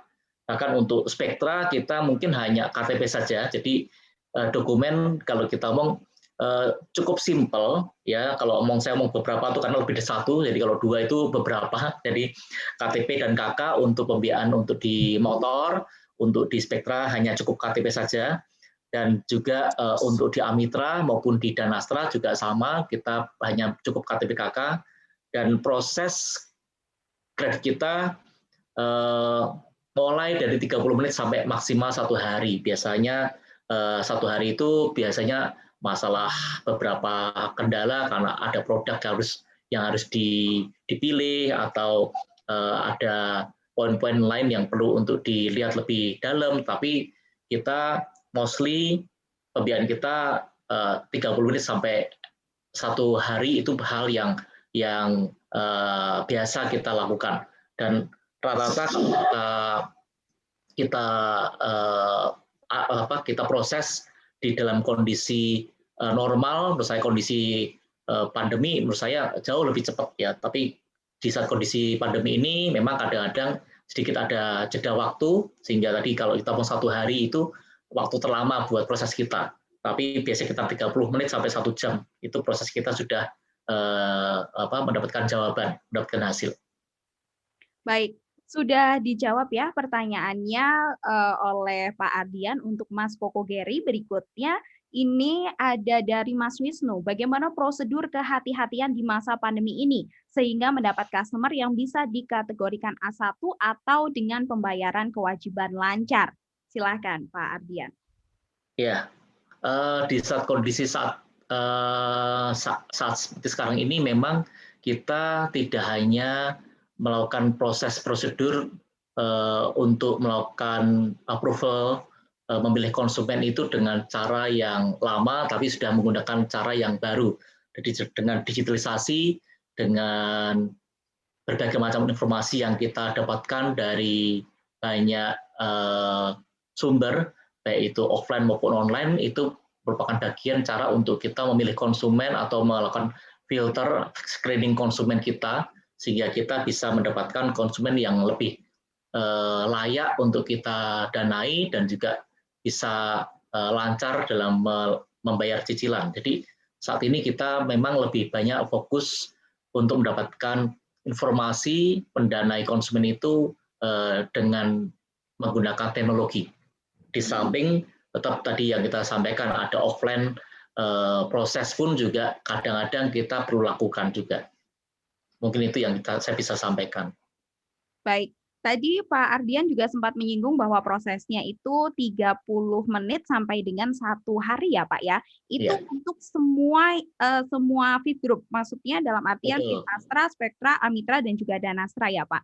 Kalau terkait dengan limit, apakah setiap bagian dari Fit Group ini memiliki limit yang berbeda-beda atau seperti apa Pak? Boleh dijelaskan? Sebenarnya kalau kita lihat limit untuk pembiayaan sih memang tidak ada limit tertentu, tetapi kita mungkin batasi dengan produk-produk yang kita biayain. Seperti kalau kita mau motor ya memang kita melihat dari produk motor itu sendiri di harga berapa dan juga kemampuan bayar dari konsumen. Tadi yang di pertanyaan sebelumnya bagaimana kita melihat konsumen dengan informasi yang kita sumber informasi yang kita punya, kita bisa menentukan limit berapa seseorang bisa mengajukan pembiayaan. Begitu juga untuk di pembiayaan di elektronik, ya di gadget itu juga sama, limit itu kita tidak batasi, tetapi lebih fokus terhadap produk yang akan dibeli itu sesuai tidak dengan konsumen, dengan kemampuan bayarnya. Kemudian untuk di Danastra, pembiayaan modal kerja juga sama. Jadi rasanya kalau pembiayaan modal kerja ini memang fokus kita untuk pembiayaan di level UMKM. Jadi memang limit ini mungkin sekitar di angka sekitar 50-100 juta, tetapi tidak memungkinkan lebih dari itu. Tetapi memang mayoritas pembiayaan kita fokus banyak ada di level UMKM ya. Kemudian kalau untuk di Amitra, pembiayaan kita ini fokusnya untuk cicilan tabungan haji dan umroh. Jadi memang limitnya memang sesuai dengan biaya haji dan umroh. Jadi itu kalau kita ngomong soal limit pembiayaan yang kita tawarkan. Baik, Pak Ardian, berarti untuk menjadi konsumen dari Vape Group ini bisa dikatakan mudahkah atau membutuhkan sedikit effort, dalam artian masih possible untuk ditolak atau lebih besar kemungkinan untuk bisa menjadi konsumen dari Vape Group? Ya, kalau kita ngomong kemudahan di dalam pengajuan kredit itu kita sudah sampaikan tadi, begitu mudahnya untuk orang bisa mengajukan kredit bahkan melalui online. Tadi kalau kita bisa melalui website maupun media sosial kita. Tetapi kalau mengenai untuk seseorang ini disetujui atau ditolak, memang tergantung akhirnya kembali ke masing-masing pribadi konsumen yang mengajukan. Jadi kalau kita lihat jika memang seseorang itu membutuhkan untuk modal kerja dan dia punya usaha mulai sudah berjalan dengan baik, tapi untuk pengembangan mereka perlu modal kerja, tentunya hal itu sangat bisa membantu, dan kita juga melihat itu sebagai satu support yang bisa membuat bisnis lebih bagus dan juga untuk membayar biaya-biaya yang ada. Tentunya hal itu akan sangat memungkinkan untuk kita setujui, dan begitu juga untuk yang lain, produk-produk yang lain. Baik. Pak Ardian, tadi kan juga sempat disampaikan bahwa untuk yang UMKM ini bisa sampai 50 sampai 100 juta ya Pak ya, dan memungkinkan untuk lebih. Nah, ini untuk UMKM apakah syaratnya cukup dengan KTP dan KK atau perlu disertai juga surat yang menunjukkan bahwa sudah tervalidasi oleh pemerintah sebagai bagian dari UMKM Indonesia? Untuk sampai saat ini memang dokumen persyaratan utama kita hanya di KTP dan KK, tetapi kalau jika ada tambahan dokumen yang lain itu sangat memudahkan kita untuk menambahkan poin bagi konsumen untuk kita menilai kelayakan konsumen ya. Jadi semakin banyak dokumen atau informasi yang kita dapatkan dari calon konsumen kita, maka itu akan menjadi sangat bagus untuk kita menilai rating kredit dari konsumen kita. Baik, Pak Ardian, spesial untuk para peserta webinar di pagi hari ini, apakah ada promo spesial kah?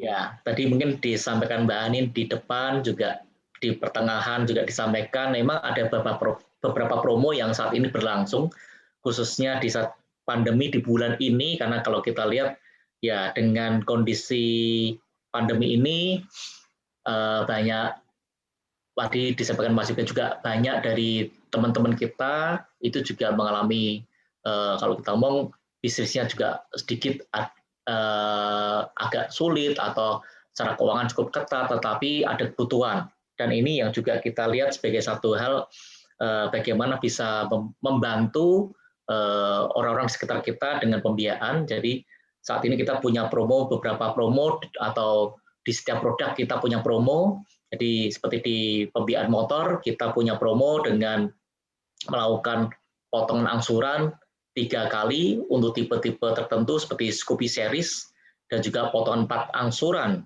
untuk tipe Beat Series. Kemudian untuk di Spectra, kita juga permudah dengan DP 0 dan potongan angsuran sampai dengan 5.000 per tahunnya. Jadi tentunya ini menjadi sangat berarti, karena akhirnya akan membuat cicilan kita terjangkau ya. Kemudian untuk di pembiayaan modal kerja di Danastra kita punya cashback ya untuk per cicilan per angsuran sampai 25.000. Kemudian juga ada asuransi jiwa. Kemudian juga untuk 40 konsumen pertama sampai plafon sampai 80%. Jadi ini untuk konsumen yang mungkin belum pernah jadi konsumen Vape Group ya. Jadi ini bisa kita beri plafon cukup besar ya. Kemudian untuk Danastra juga ada diskon 1 angsuran untuk setiap konsumen yang mengajukan. Ya, kemudian untuk di Amitra ini dimudahkan dengan cukup bayar admin 740.000, maka kita bisa melakukan cicilan tabungan umroh dan haji. Kemudian ada juga potongan angsuran 1,8 juta di Amitra plus free souvenir. Jadi ini yang promo yang kita offering di bulan ini Jadi tentunya untuk para teman-teman di sini yang punya kebutuhan, jangan menunggu bulan depan, karena bisa jadi bulan depan ada beberapa promo yang sudah hilang. Jadi promo memang kalau kita lihat, kita desain setiap bulan, kadang ada, kadang tidak, dan juga kadang juga menarik pas dengan kita. Jadi kalau kita harapkan promo ini menjadi momen untuk para teman-teman di sini untuk bisa mengajukan kredit di bulan ini. Baik.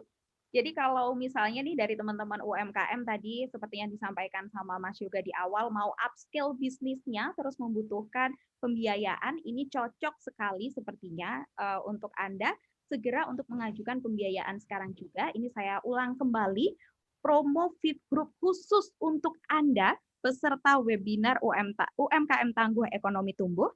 Dari VIP Astra ada potongan angsuran hingga 2 jutaan untuk motor Honda Beat CBS, Genio CBS, dan juga Vario 125 CBS. Sementara untuk Spectra ada DP 0% dan potongan angsuran sampai dengan 500.000 per tahunnya. Sementara untuk Danastra ada cashback Astra Pay senilai 25.000, free diskon backlog, asuransi jiwa selama 1 tahun, cashback customer maksimal Rp500.000 untuk 40 konsumen pertama, plafon sampai dengan 80%, diskon 1 kali angsuran, dan juga Amitra. Ini hanya cukup membayar admin sebesar Rp750.000 saja dan mendapatkan potongan angsuran Rp1.800.000 dan ada juga free souvenir. Silahkan langsung ajukan pembiayaan sekarang juga ke Olive di 0857 4023 4566. Untuk Dias yang sudah bertanya di kolom chat box, ada promo apa saja dari VIP Astra, Spectra, Danastra, dan juga Amitra? Tadi sudah dijelaskan juga oleh Pak Ardian. Pak Ardian, saya mau tanya nih Pak, ini sebenarnya pertanyaan yang cukup klasik ya Pak ya. Kenapa masyarakat atau para peserta webinar harus memilih pembiayaan dengan VIP Group? Silakan Pak. Oke. Kenapa memilih VIP Group sebagai pembiayaan? Ini merupakan satu hal yang kalau kebetulan saya di VIP Group ya, di Spectra ya, saya akan menyampaikan bahwa kita memberikan pelayanan buat konsumen ini menjadi satu hal yang utama, khususnya kita bisa memberi pelayanan ke konsumen kita dengan banyak produk. Itu bagian dari kita melihat kebutuhan konsumen itu cukup besar, cukup banyak, dan itu kita desain produk-produk pembiayaan itu untuk bisa melengkapi kebutuhan konsumen. Itu yang pertama. Yang kedua, dengan bisnis yang sudah cukup lama, kita juga VIP Group itu melihat konsumen itu sebagai aset, artinya konsumen itu sebagai teman, konsumen itu sebagai kontributor dari bisnis, dan juga tentunya VIP Group itu juga ingin bahwa yang namanya konsumen kita pun tidak hanya sebagai konsumen yang membeli produk, tetapi juga sebagai, tadi kalau kita sampaikan, sebagai aset yang juga bisa sejahtera dengan pembiayaan yang kita offering buat konsumen kita. Hal ini tentunya juga tadi kita sampaikan adanya promo, kemudian adanya kemudahan, dan juga adanya produk-produk yang kita melihat sangat bisa membantu konsumen kita untuk tadi kalau Mas Yoga sampaikan upscaling bisnisnya ya, jadi menaikkan bisnisnya, menaikkan tingkat kehidupan, kesejahteraan. Kalau kita lihat pembiayaan kita itu sangat membantu orang-orang di sekitar kita untuk bisa upscaling kesejahteraan dan juga bisnisnya, pekerjaannya. Itu yang saya sampaikan kenapa memilih VIP Group, dan kita melihat bahwa kita berbisnis tidak hanya tadi kalau Mas Yoga sampaikan juga, tidak hanya sekedar untuk yang kita ingin dapatkan, tapi juga kita ingin bisa berikan untuk orang-orang di sekitar kita. Ya, mungkin itu. Baik Pak Ardian, ini ada yang bertanya lagi dari Dwi Handayani. Untuk kantor VIP Group sendiri di wilayah Jawa Tengah ada di mana saja Pak?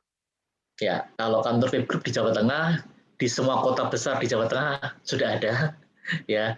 Kalau kebetulan saya tahu di Semarang itu di Jalan Pamularsih ya, di Jalan Pamularsih itu kita punya kantor cabang utama kita di Semarang, kemudian ada di Kudus, ada di Salatiga juga ada, ya di Jepara, Pati, ya. Terus kemudian ada juga di Pekalongan, di Tegal. Jadi di tiap kota besar kita punya kantor cabang utama. Di kota-kota kabupaten, kota-kota lebih kecil kita juga punya baik itu kantor point sales sales point kita ataupun kantor cabang pembantu kita. Di rasanya semua titik kota di Indonesia itu saat ini sudah kita punya titik kantor cabang kita. Baik, untuk Mbak Dwi Handayani sudah dijawab ya oleh Pak Ardian. Jadi di beberapa kota besar yang ada di Jawa Tengah memang sudah ada kantor dari VIP Group. Tadi di Semarang sudah ada pusatnya di Jalan Pamularsih ya Pak Ardian ya. Betul, iya. Oke, baik. Anyway, untuk teman-teman peserta webinar UMKM Tangguh Ekonomi Tumbuh, mohon maaf. Ini sepertinya karena saya terlalu semangat jadi kayak agak kepleset sedikit gitu ya. Ini untuk yang bertanya, yang menarik ya, nanti ada merchandise nih dari VIP Group pastinya. Jadi silahkan untuk Anda yang mau bertanya, kami masih tunggu, bisa langsung tulis di kolom chat box. Jangan lupa untuk dikasih nama juga. Pak Ardian, kita kembali berbincang nih. Tadi Bapak sudah sampaikan bahwa di VIP Group semuanya dipermudah, durasinya juga cukup cepat, paling lama hanya 1 hari, dan syaratnya pun juga dibilang simpel ya Pak, hanya KTP dan juga KK. Nah, ini pertanyaan yang sering kali muncul kalau misalnya saya lagi jalan-jalan di toko elektronik, ada orang mau mengajukan pembiayaan. Apakah saya harus menyertakan slip gaji dan nantinya akan kena BI checking? Nah, gimana tuh Pak? Boleh dijawab. Ya. Syarat dokumen kita hanya cukup KTP saja. Jadi kalau ada tambahan, ya tentunya itu akan lebih memudahkan buat kita. Tetapi tentunya kan jarang orang pergi jalan-jalan bawa slip gaji, ada bawa KK gitu ya. Jadi hanya cukup KTP saja, itu udah bisa langsung apply kredit kita. Untuk BI checking, saat ini memang kita beberapa sumber informasi kita masih juga menggunakan sumber dari banyak sumber, salah satu juga BI checking untuk ngelihat rating konsumen. Jadi itu memudahkan kita juga untuk melakukan proses, sehingga tadi kalau proses itu bisa ngomong menit itu karena tadi kita punya informasi rating dari berbagai macam sumber informasi.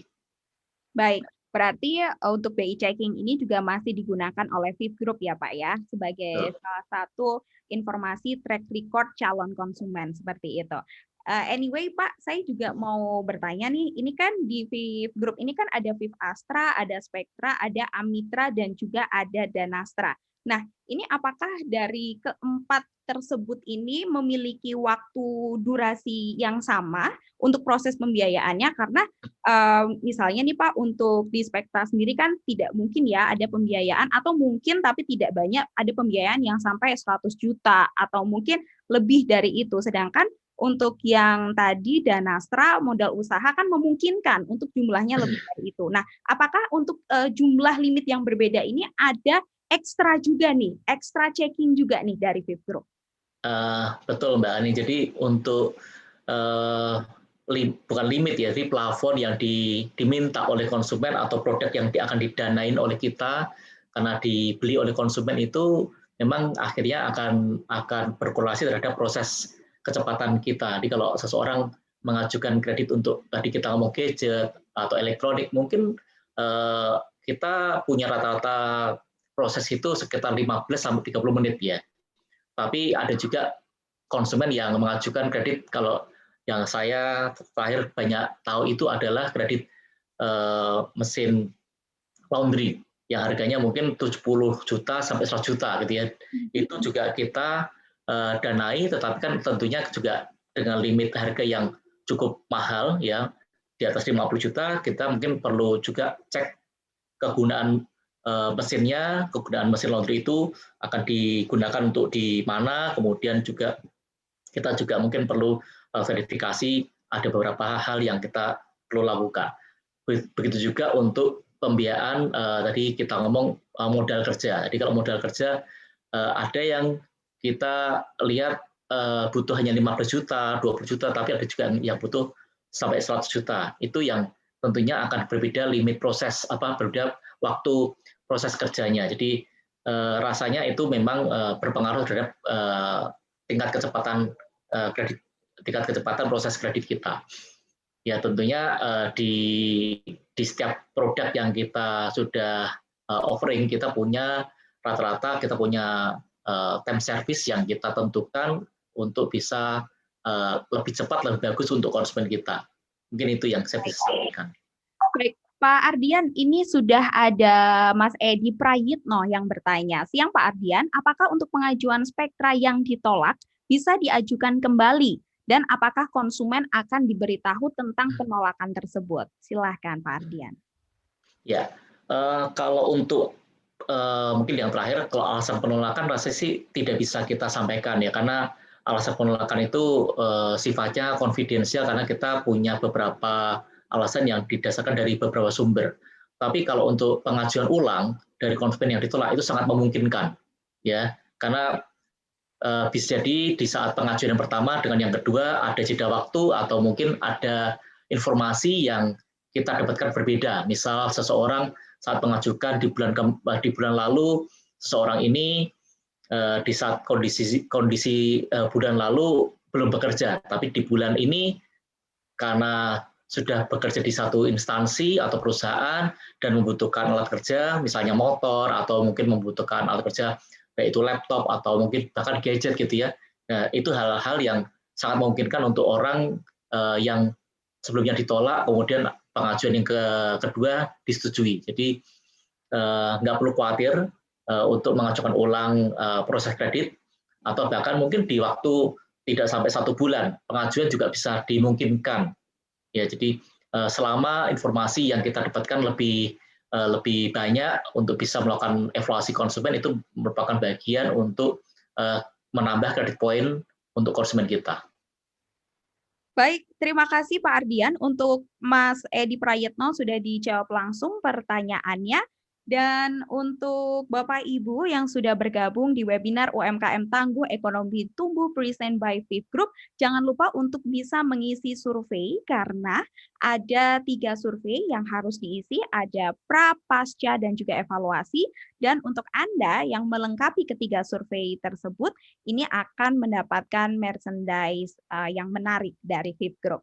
Pak Ardian, terima kasih sekali sudah berbagi informasi kepada para peserta webinar di siang hari ini. Mungkin closing statement dari Bapak, silahkan. Buat para teman di sini dan tadi ada Mas Yoga, saya sampaikan terima kasih karena kami diberi kesempatan untuk bisa melayani teman-teman semua, dan juga di dalam seminar siang ini kita juga sangat berterima kasih sudah bisa hadir dan juga bisa bercerita mengenai produk pembiayaan kita, dan juga semoga apa yang kita sampaikan bisa menjadi bagian kebutuhan dari teman-teman semua yang ada di sini. Terima kasih. Baik, terima kasih Bapak Ardian Prastia selaku Spektra Presiden Director. Dan sekarang kita kembali lagi ke Mas Yoga Muda karena tadi ada satu pertanyaan yang belum terjawab dari Dwi Handayani. Bagaimana tips marketing saat pandemi seperti ini, Mas Yoga? Boleh dijawab. Oke, tapi sebelumnya saya juga mau terima kasih sama Pak Ardian sudah kita bisa berbincang bersama di sini. Saya juga tadi dapetin insight ternyata Fifth Group produknya juga ternyata makin banyak sekarang gitu. Jadi saya tadi juga ikut nyimak gitu. Jadi hopefully bisa bantuin teman-teman yang lainnya juga yang lagi dengerin hari ini. Untuk pertanyaan yang barusan, tips marketingnya yang sekarang adalah kalau untuk di masa pandemi ini mungkin kalau boleh saya bilang yang ada manfaatnya dengan kesehatan atau misalnya yang related sama bagaimana agar kita bisa tetap fit, nggak tahu, ini bisa jadi tips atau tweak marketing, misalnya contohnya kalau di dalam produknya kalian misalnya gitu, di packagingnya dikasih misalnya alcohol swab atau apa gitu. Jadi misalnya kalian bisa bikin promotion, walaupun produknya kalian nggak ada hubungannya sama kesehatan tuh, tapi kalian bisa kasih di situ misalnya setiap pembelanjaan kita jangan khawatir, kita di setiap paketnya nanti selalu kita kasih alcohol swab, begitu paketnya diterima bisa langsung di swab pakai alkoholnya yang ada di situ gitu. Hal-hal kayak gitu yang mungkin bisa menjadi daya tarik dan pembeda dibandingkan yang lainnya. Jadi memperlihatkan bahwa oh nih si sellernya lebih concern nih gitu. Sederhananya kayak gitu. Jadi nggak perlu yang kayak sesuatu yang besar gitu ya. Kadang-kadang memang itu timbul dari hal-hal yang kecil yang cukup sederhana. Kira-kira gitu. Baik, Mas Yoga, sebagai closing statement, boleh kasih case sukses dari seorang yoga muda? Sebenarnya nggak ada kunci-kunci tertentu ya, karena tapi kalau saya boleh bilang yang pesan-pesan aja kali ya gitu lebih pasnya buat teman-teman bahwa fokus pada kolaborasi itu yang penting. Kita tidak perlu malu bahwa kita itu juga punya kelebihan dan kekurangan. Tidak malu untuk tanya dengan orang lain, orang-orang yang lebih sukses dibandingkan kita begitu. Kemudian ajak mereka untuk kolaborasi bersama. Jadi sudah tidak lagi saatnya semuanya kita jalankan sendiri gitu. Sekarang eranya sudah kolaborasi.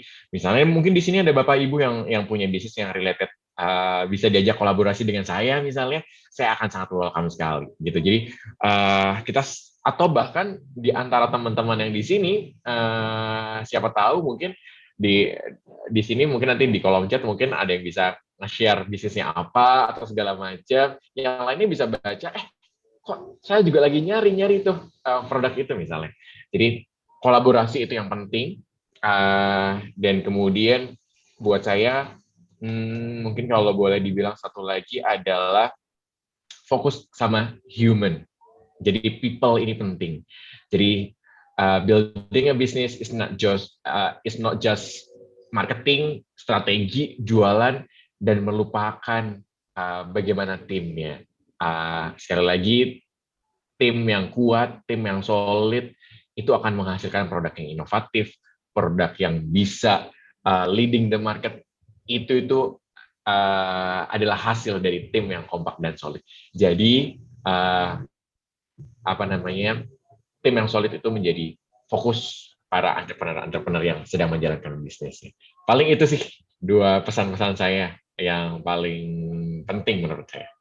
Baik, terima kasih Mas Yoga Muda, CEO dan juga founder dari Penton.id, sudah berbagi informasi dengan para peserta UMKM Tangguh Ekonomi Tubuh Present by Viv Group, Create by Sonora Semarang. Terima kasih sekali Mas Yoga dan juga Pak Ardian Prasetya. Sama-sama. Kita foto bersama terlebih dahulu ya. Jadi untuk seluruh peserta webinar UMKM Tangguh Ekonomi Tumbuh, boleh dinyalakan terlebih dahulu. Untuk kameranya, kita akan foto bersama terlebih dahulu supaya lebih afdol gitu ya. Kalau ada biasanya selesai seminar juga foto, sekarang webinar juga harus foto. Gimana? Sudah siap untuk tim dari Sonora Semarang? Oke, untuk seluruh peserta webinar boleh dinyalakan terlebih dahulu, di turn on terlebih dahulu kameranya. Sudah? Baik, 1, 2. Tahan dulu, harus tetap tersenyum. Terima kasih untuk Viv Group dan juga kedua narasumber di pagi hingga siang hari ini. Ada Mas Yoga Muda, Man of Penton, dan juga Bapak Ardian dari Spektra Presiden Director. Serta seluruh peserta yang juga bergabung di webinar kali ini, terima kasih sekali. Dan untuk seluruh tim Sonora Semarang dan kru yang bertugas, terima kasih sekali. Hanindia signing out, stay safe, stay healthy. Jangan lupa untuk selalu memperhatikan protokol kesehatan COVID-19. Sampai jumpa pada pertemuan berikutnya. Selamat siang. Kenalin, Apip namanya. Seorang pemuda yang kehidupannya biasa aja. Tapi sebentar lagi akan berubah jadi luar biasa berkat pembiayaan Viv Group yang oke punya. Hari ini motor impian Apip dari Viv Astra datang juga. Motornya Apip tuh. Cie Apip. Kece nih, sofa sama TV baru kiriman Spektranya.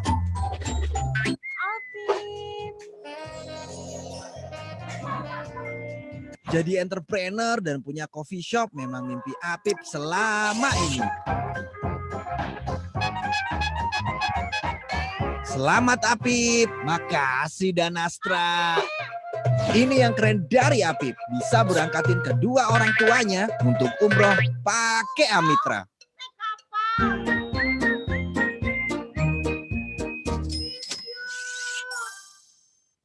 Motor baru dan motor bekas yang berkualitas hanya ada di Viv Astra. Semua elektronik dan perabot rumah tangga ada di Spektra. Butuh modal untuk usaha dan semua kredit mikro di Danastra dan kebutuhan syariah Anda. Layanan pembiayaannya di Amitra. Kami hadir untuk Anda di seluruh Indonesia.